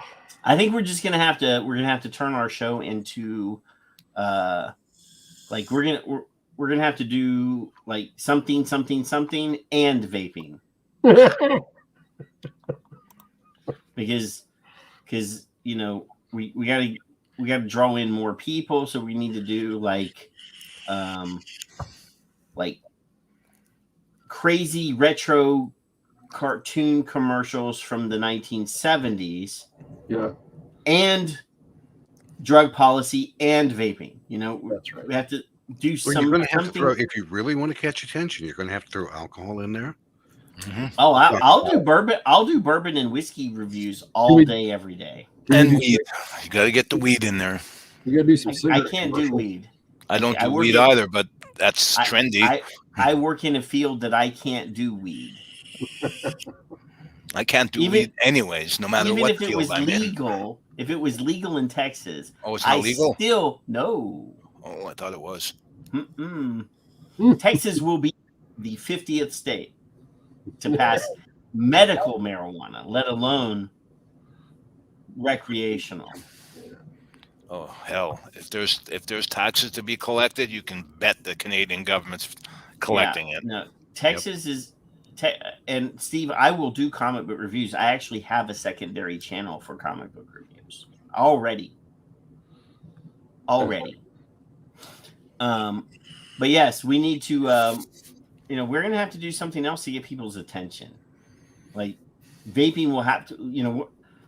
Okay, so this week there's a show that I'm watching on Netflix called 1899, and it is a science fiction horror sort of thing that takes place on a a steamer ship in 1899 going from Europe to America, and something happens and the mystery ensues.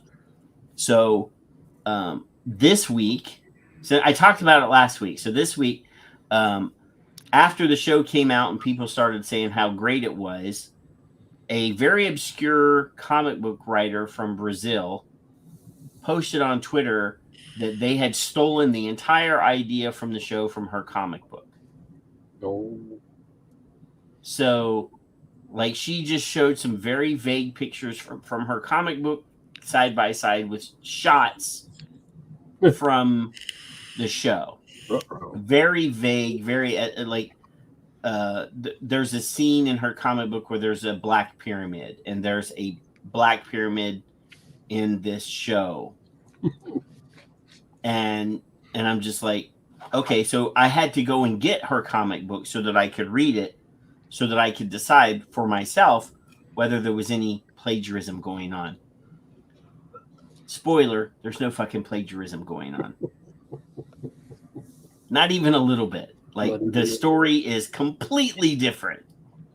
But now she gets out of comics.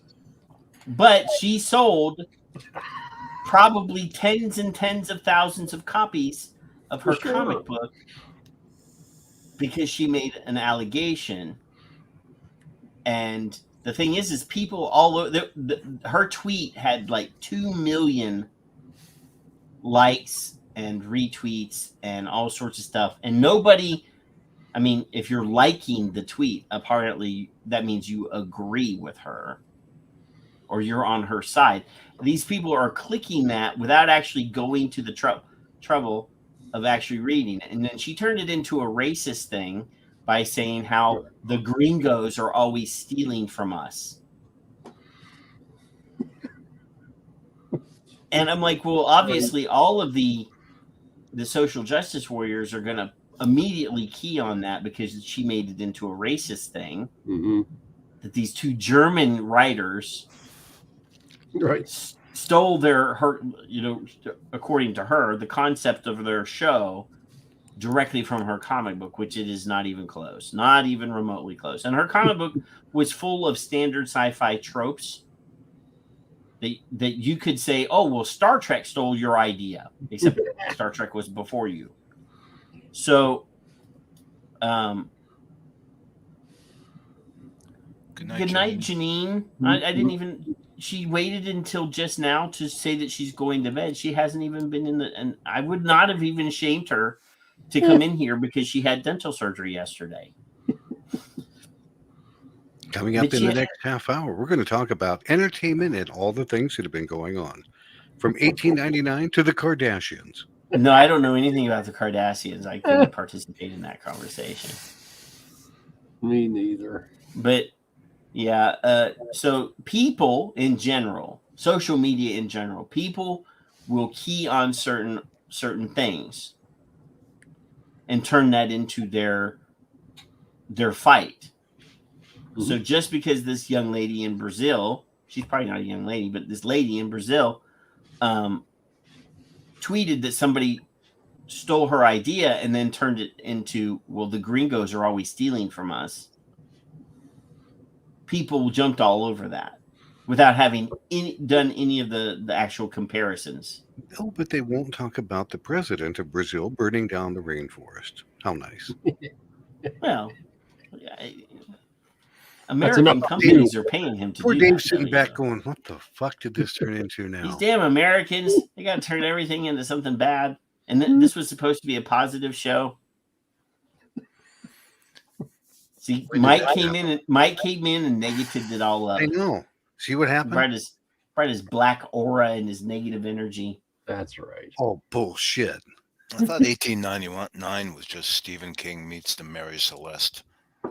Actually, I see a lot of there. I mean, it's tropey too. Like they had the same guys that created that show did another show called Dark. That is a completely inventive, like a brand new, like time travel thing. It's great and it's weird, and you gotta keep notes, and Mike would not like it because it's really complex and you have to, plus they're using German names and sometimes it gets confusing. There's an underhanded way to cause you. Anyway, this show is okay. 1899 is okay. It's not nearly as inventive and cool as Dark was. But it also was not a ripoff of Black Silence, which is that lady's comic book. So people are going to watch it now because it's controversial. So 1899 is going to get a little bit of a bump out of it, but it was already the #1 show on Netflix for last week when it was launched or whatever. But it's just that people are so knee-jerky. Like they don't even wait to formulate an opinion. They let other people formulate their opinion for them. And that's the thing that we have to deal with when it comes to talking to people about vaping. Like Mike talked about a while ago, the doctor guy telling him that vaping's gonna, give him brain cancer or whatever. People formulating an opinion based on hearsay. Do you know what? You mentioned that. Do you know what's funny as hell in my life? My father-in-law knew what we were doing with Two Stone. Uh-huh. And yet he would still, every couple of weeks, we get together and we play cards with my wife's mom and dad. And he would still sit there and just parrot whatever the news told him. Yeah. And he goes, well, whatever it is that you're smoking over there. Is there anything on fire here? And listen, is there anything on fucking fire here? No. Am I smoking? No. Well, you know what I meant. No. The words that you use count. Words are important. We talk about that all the time. That's why we don't call. And he and I would butt heads about it. That's why we don't like to use the word smokers. We like to, you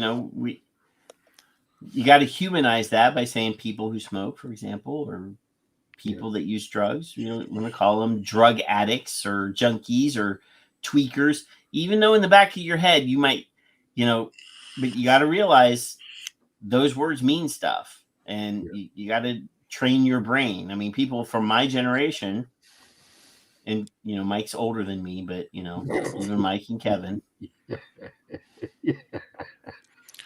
An addiction is an addiction, whether it's caffeine, nicotine, Percodan, right, whatever. But we all know. I mean, Kevin and I have done entire shows on addiction, on mental issues, on neurodiversity. 60% of all drug addicts are mentally ill or have some sort of neurodivergent issue that makes them seek out something that will help. Mm-hmm.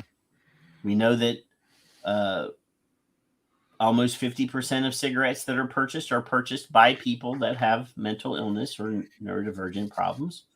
It's nearly the same statistic. So, I mean, addiction, it does not necessarily, I don't like to use the word for what we do. as addiction because it is not addiction by the definition of addiction. Was what's the term? Dependence? Horrible for names. Father Jack Kearney, he Thank passed away this year. Yeah. Dependence would be the closest definition. I'll almost accept that.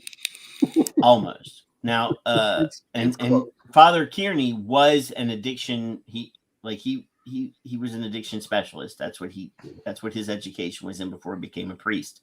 And even if you we'll just go by this. So Kevin and I and David, I don't know about you, but I think Mike is probably on the same page, but you've all changed your nicotine level from the time you started. Some of us have gone further than others. Kevin and I are where we are, and I'm staying where I am at 12. I like it. I like nicotine. It keeps me centered. Excuse me, keeps me centered. It allows me acuity and focus that I don't have when I don't have it. So I don't say, for me, it's beneficial. That's it. Dave, what nicotine level are you at? 3. Well, I say 3, but I mix my own, so it's probably closer to 2.5, 2.75, something like that. But, I've had many conversations with people, and they'll walk up to, "Oh, you're so addicted to nicotine," and they're holding a cup of coffee. I said, "Okay, skip your coffee for a few days and come talk to me." Yeah, there you go. Well, I mean, I started at 36 with freebase. Holy cow! I was a heavy smoker. I smoked probably 2.5 packs a day for 43 years, and I could not ever vape that kind of nicotine level. No way. Now, I mean, again, that was freebase traditional nicotine. Oh, good God. With 70% PG. So it automatically had a much higher throat hit. Do magnets stick to your neck? Oh, shit. Fuck. I don't have one here. That would kill me. I mean, I started at 30. I didn't say I'm still vaping 36, but I know people but even 12 that are using 60 milligram freebase. Oh, Jesus. Julie Wassner tried to kill me one time with her e-liquid. But I titrated down to 24, then I went from 24 to 18, and then I was at 18 for 4 years. Wow. And then I dropped down to 12, and I'm at 12, and that's where I like to be. I've tried 6, and I just ended up vaping twice as much. For quite a while, I was a dual user, and I vaped 3. And finally, when I quit, I bumped up to 6. Mm-hmm. But that's where I'm at. at. But then we have these people in the industry that when Juul came out, they started using Juul, which I never understood, because obviously, if you're at 3 milligram, why in the hell would you start using a product that has 60 milligram nicotine salts in it? Why? So then once they got hooked on that, they were like, "Oh, well, I really like this." And then they couldn't stop. And then when they decided to make the change, it was hell. Mm-hmm.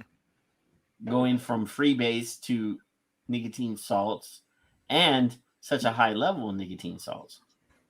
I've never hidden the fact that it just didn't do anything for me. I tried some nicotine salts and I'm like, I don't like this. No, not at all. Mm-hmm. I don't like it. No, I do. I find nicotine salts give me a tightness in my chest. All right, guys. My time is up. Bye, Mike. Good night, Mike. Good night, guys. Thanks for having me on. It's been fun. Yeah. Now that Mike's leaving, we can invite somebody else in if they want.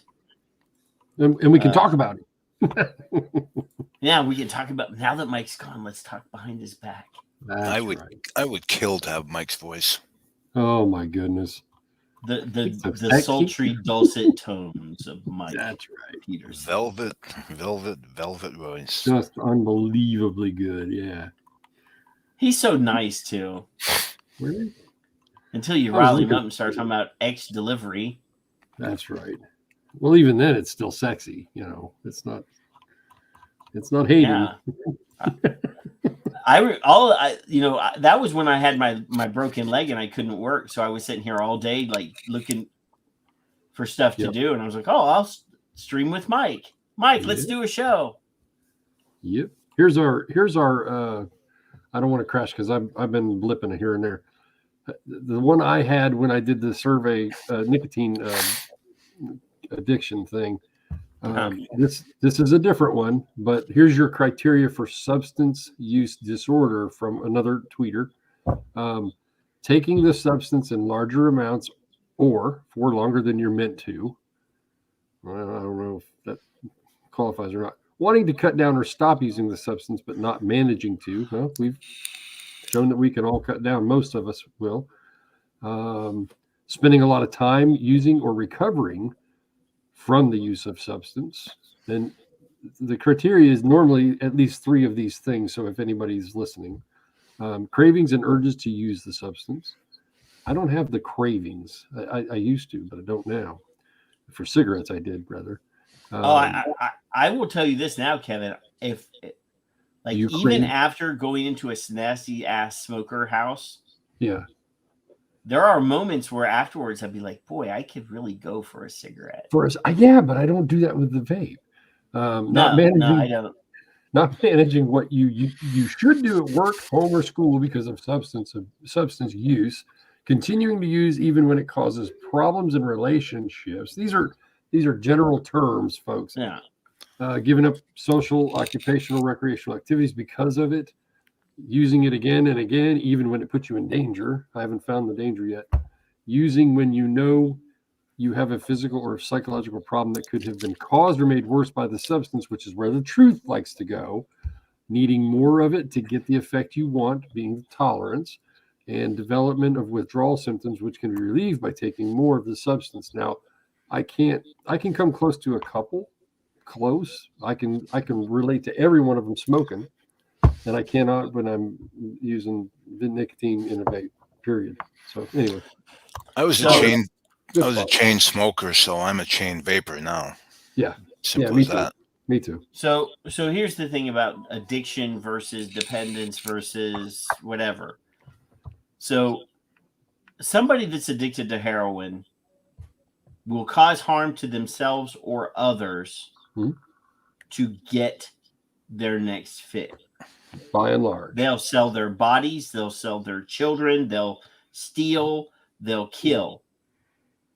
Because they're that, and I'm not saying every heroin addict, but right. I mean, there are some people that are just they don't have the addictive nature. Right. Like I know people that have done coke and never, have done maybe once and then done it again 6 months later and then never got hooked.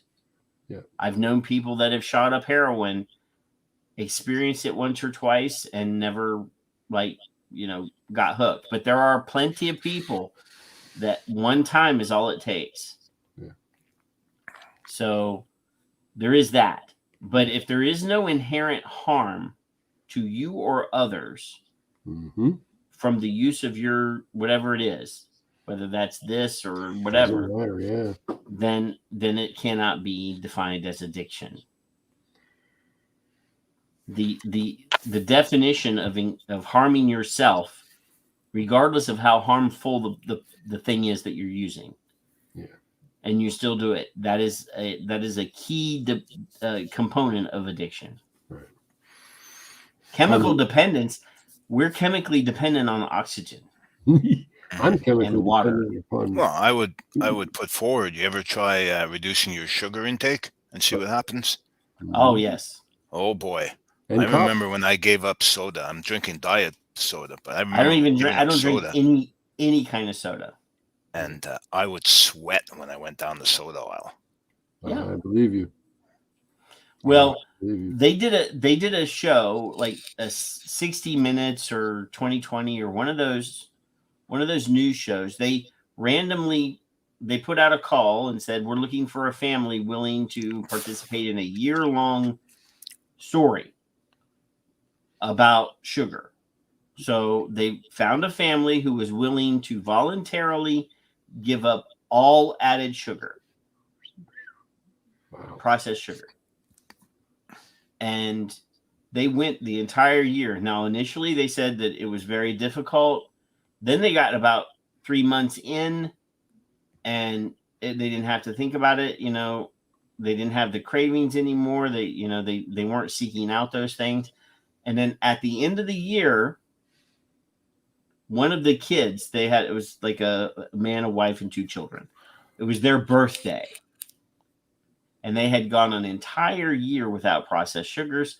And the mom's like, well, a birthday cake's not going to be, we're at the end now. So they got the birthday cake, and everybody in the family got violently ill. Wow. From eating a slice of cake. Wow.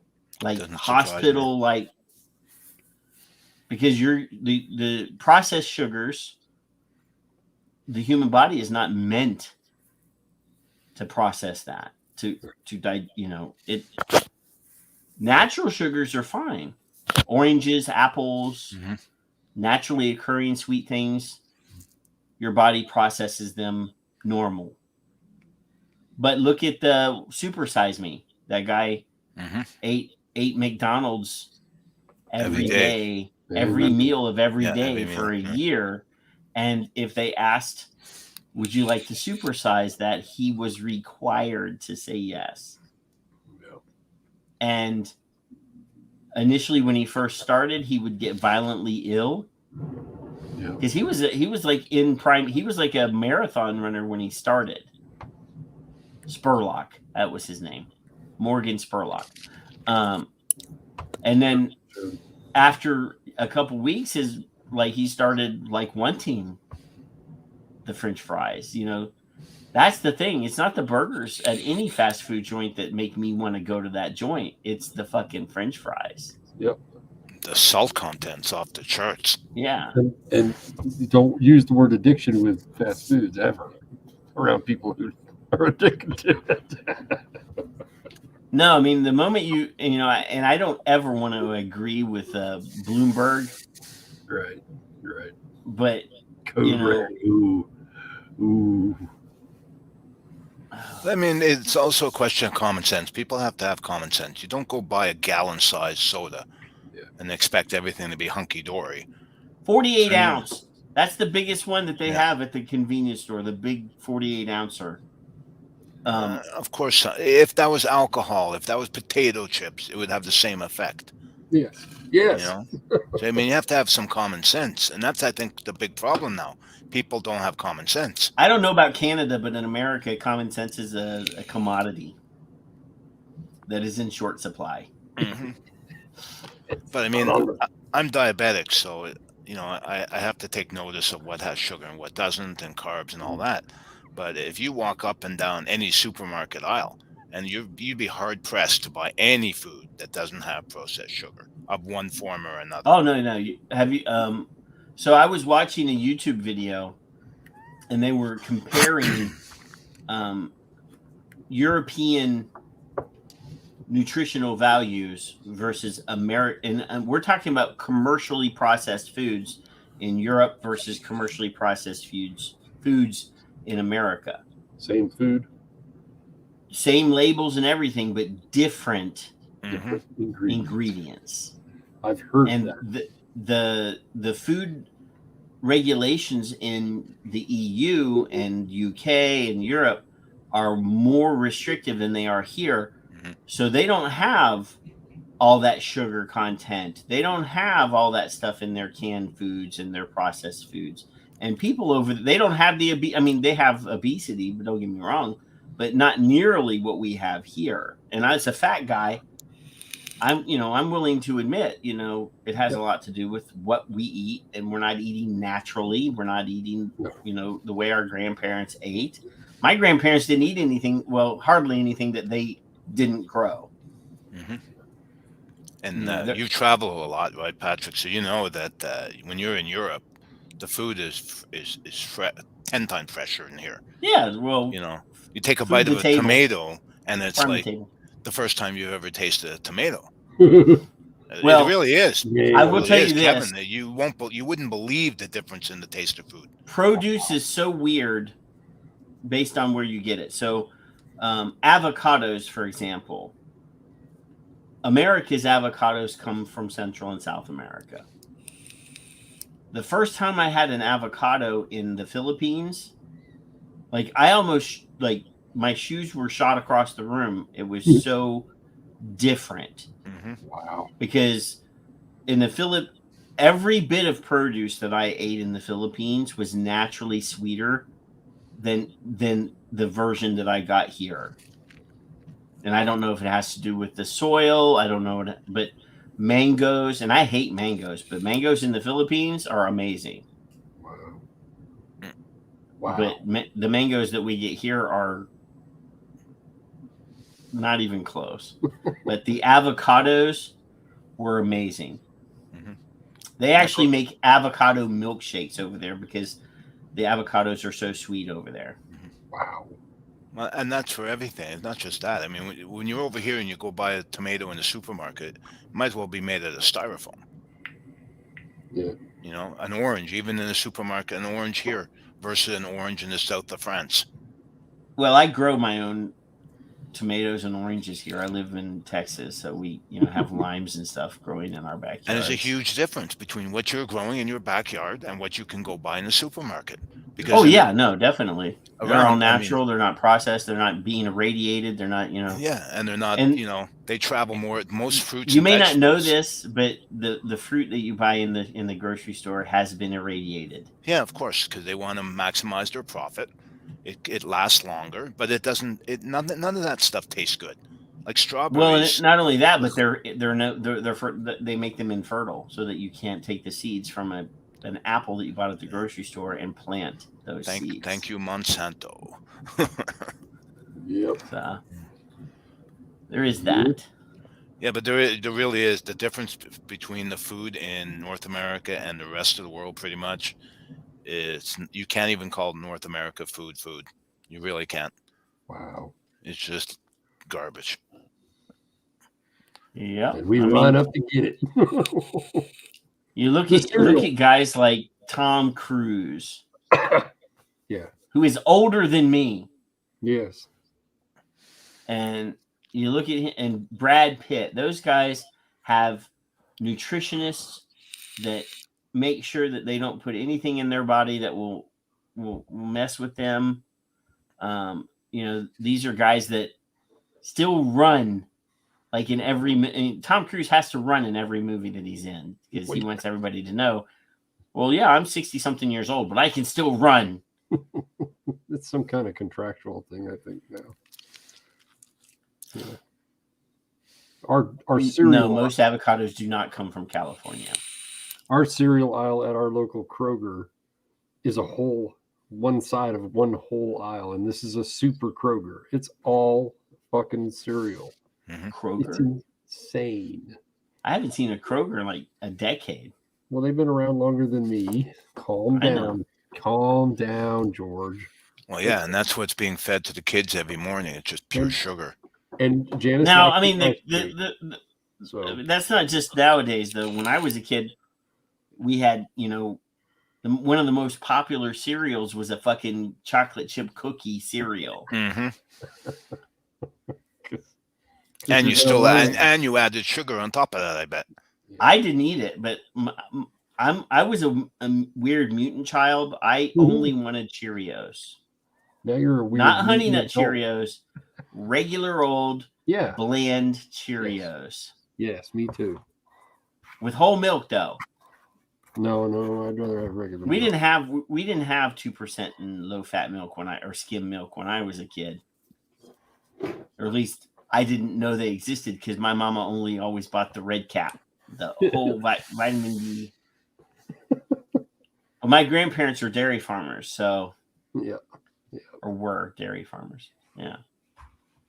So we didn't play with that processed weird milk stuff.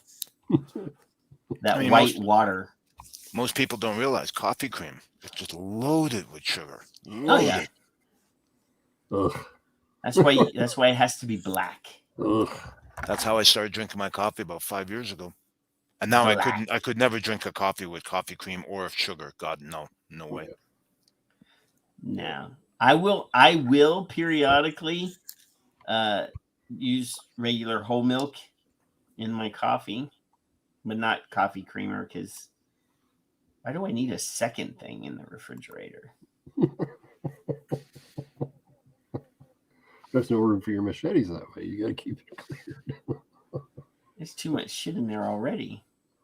After the holidays, I said to the wife, I was like, there's no room in this fucking refrigerator. How do I find anything in here? Let's get all this food out and eat it so we don't have it in here anymore. Yeah. What? Drink black, never had white? I've never had white coffee either. I saw a British person, though, put so much milk in their fucking tea that it turned white. Mm-hmm. Yeah. Like, what's the point in that? I like tea. I don't put milk in tea. No, I'm a Southerner. The only thing that, the only type of tea that we know is tea bags and iced tea. Iced tea, yeah. Not none of that Tetley loose tea shit. Tetley, I haven't heard that one in a while. Louisiana tea. Louisiana. Mm-hmm. Yeah, or Lipton. Got to take the Lipton challenge. Or is that the plunge? The Nestea plunge. Not Lipton. Nestea plunge. No. You remember that, where they would start to drink and they would tilt back and land in the pool? Remember that? Yep.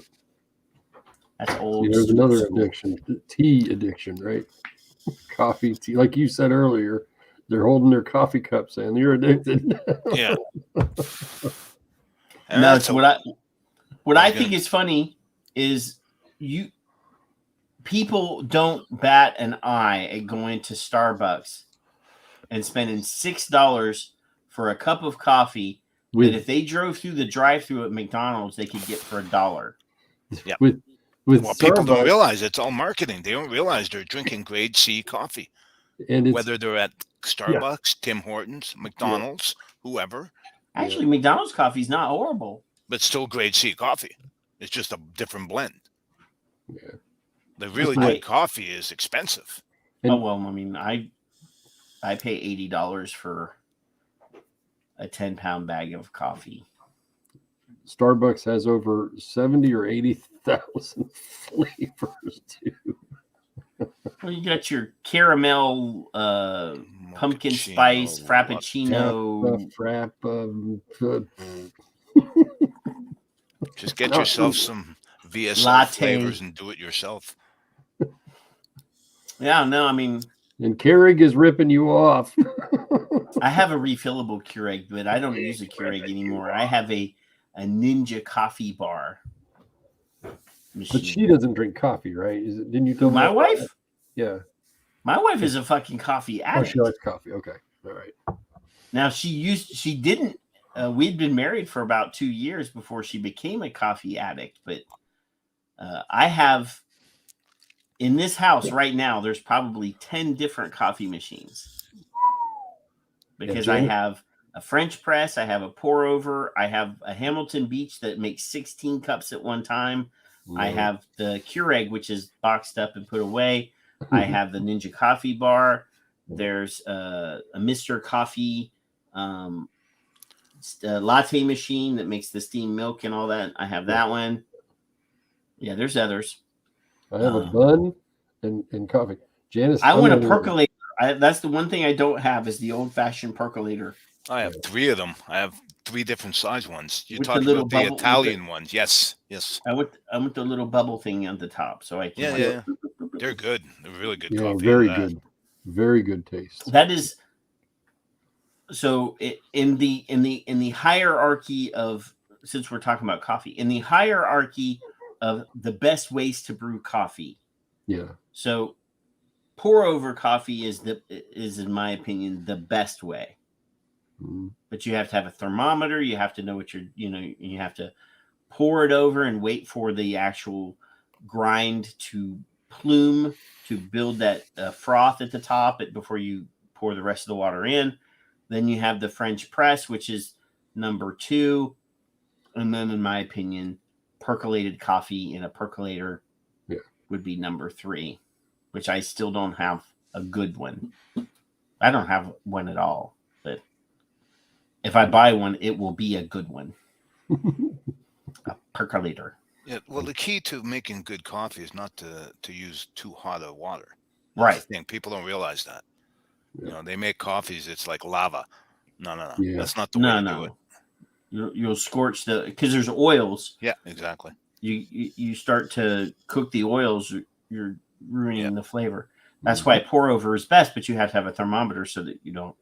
But I have noticed, I will tell. I bought a new water dispensing, big hot water, or not hot water, a water bottle. You know, the big office type water bottle, and it has a hot feature.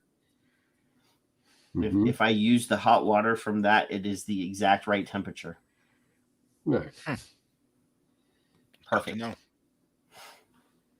But anywho, it looks like nobody else wanted to come in. I gave everybody the opportunity to come in.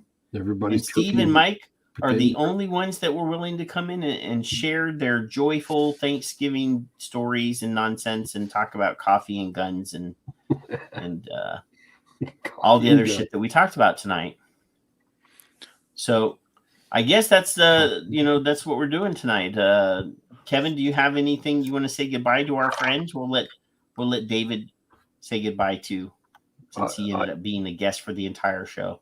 All I know is that I love everybody else way more than you, Patrick. Yeah, that's okay. No. But I'm addicted to you because I got to keep coming back. I can't quit you. So there you go. No, I don't have any thoughts other than don't eat the turkey after 3 days. An old cook told me that. No, you don't eat anything in the refrigerator after 3 days. 3 days is yeah. So it's 3 days in the morning, but not in the afternoon. What about you, Dave? Well, thank you very much for having me on. I'll always come on anytime you want me. And I always learn a lot from the show. It does raise my blood pressure, and sometimes I have to actually stop watching because it aggravates me so much to see some of the people, the ants. They drive me crazy. Yes. They do. They drive me nuts. We've done our job. Our mission is accomplished.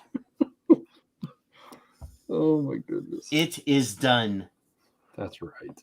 Yeah, I mean, I just felt like it was time to do a not like angry show. I mean, we still had moments tonight, but it wasn't like our normal thing. And obviously, I had to show Mike the video brainwashing that we showed you guys last week. But we'll be back next week with our normal angry show, and I'm sure that between now and then we will find lots of stuff to talk about. I did see that this week they're talking about cavities and blood sugar problems or something. I saw that. I just chose to ignore it because it was from somebody. That's all it is. It was from somebody from Australia that I will not give the time of day to. Yeah. So, but anyway, we will be back in 7 days, and y'all have a good weekend. Try not to get into too much trouble in our absence, but here we'll go out tonight with 1984 and probably Mark. So we'll see ya. Be good. Bye. Good night. See. The question: how does one man assert power over another? Obedience is not enough. Power is inflicting pain and humiliation, otherwise you cannot be sure. Power is tearing human minds apart and putting them together again in new shapes of your own choosing. Power is not a means, it is an end. All competing pleasures we will destroy. If you want a vision of the future, imagine a boot stamping on a human face forever.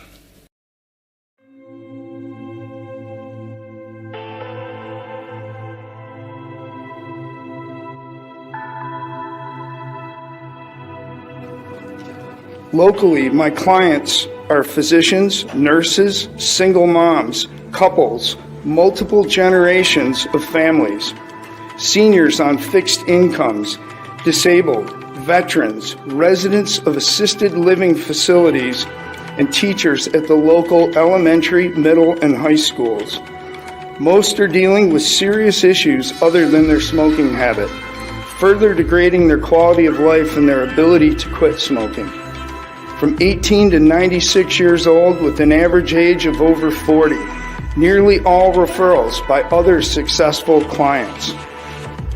Most have smoked for decades, the result of the 93% failure rate that they've been stuck with. They don't believe you and don't trust you with damn good reason. You will never reach these people. They know you don't care and they despise you for it. I greet them in a t-shirt, this one with Kevin Crowley on it, and blue jeans, and a nicotine molecule tattooed on my forearm.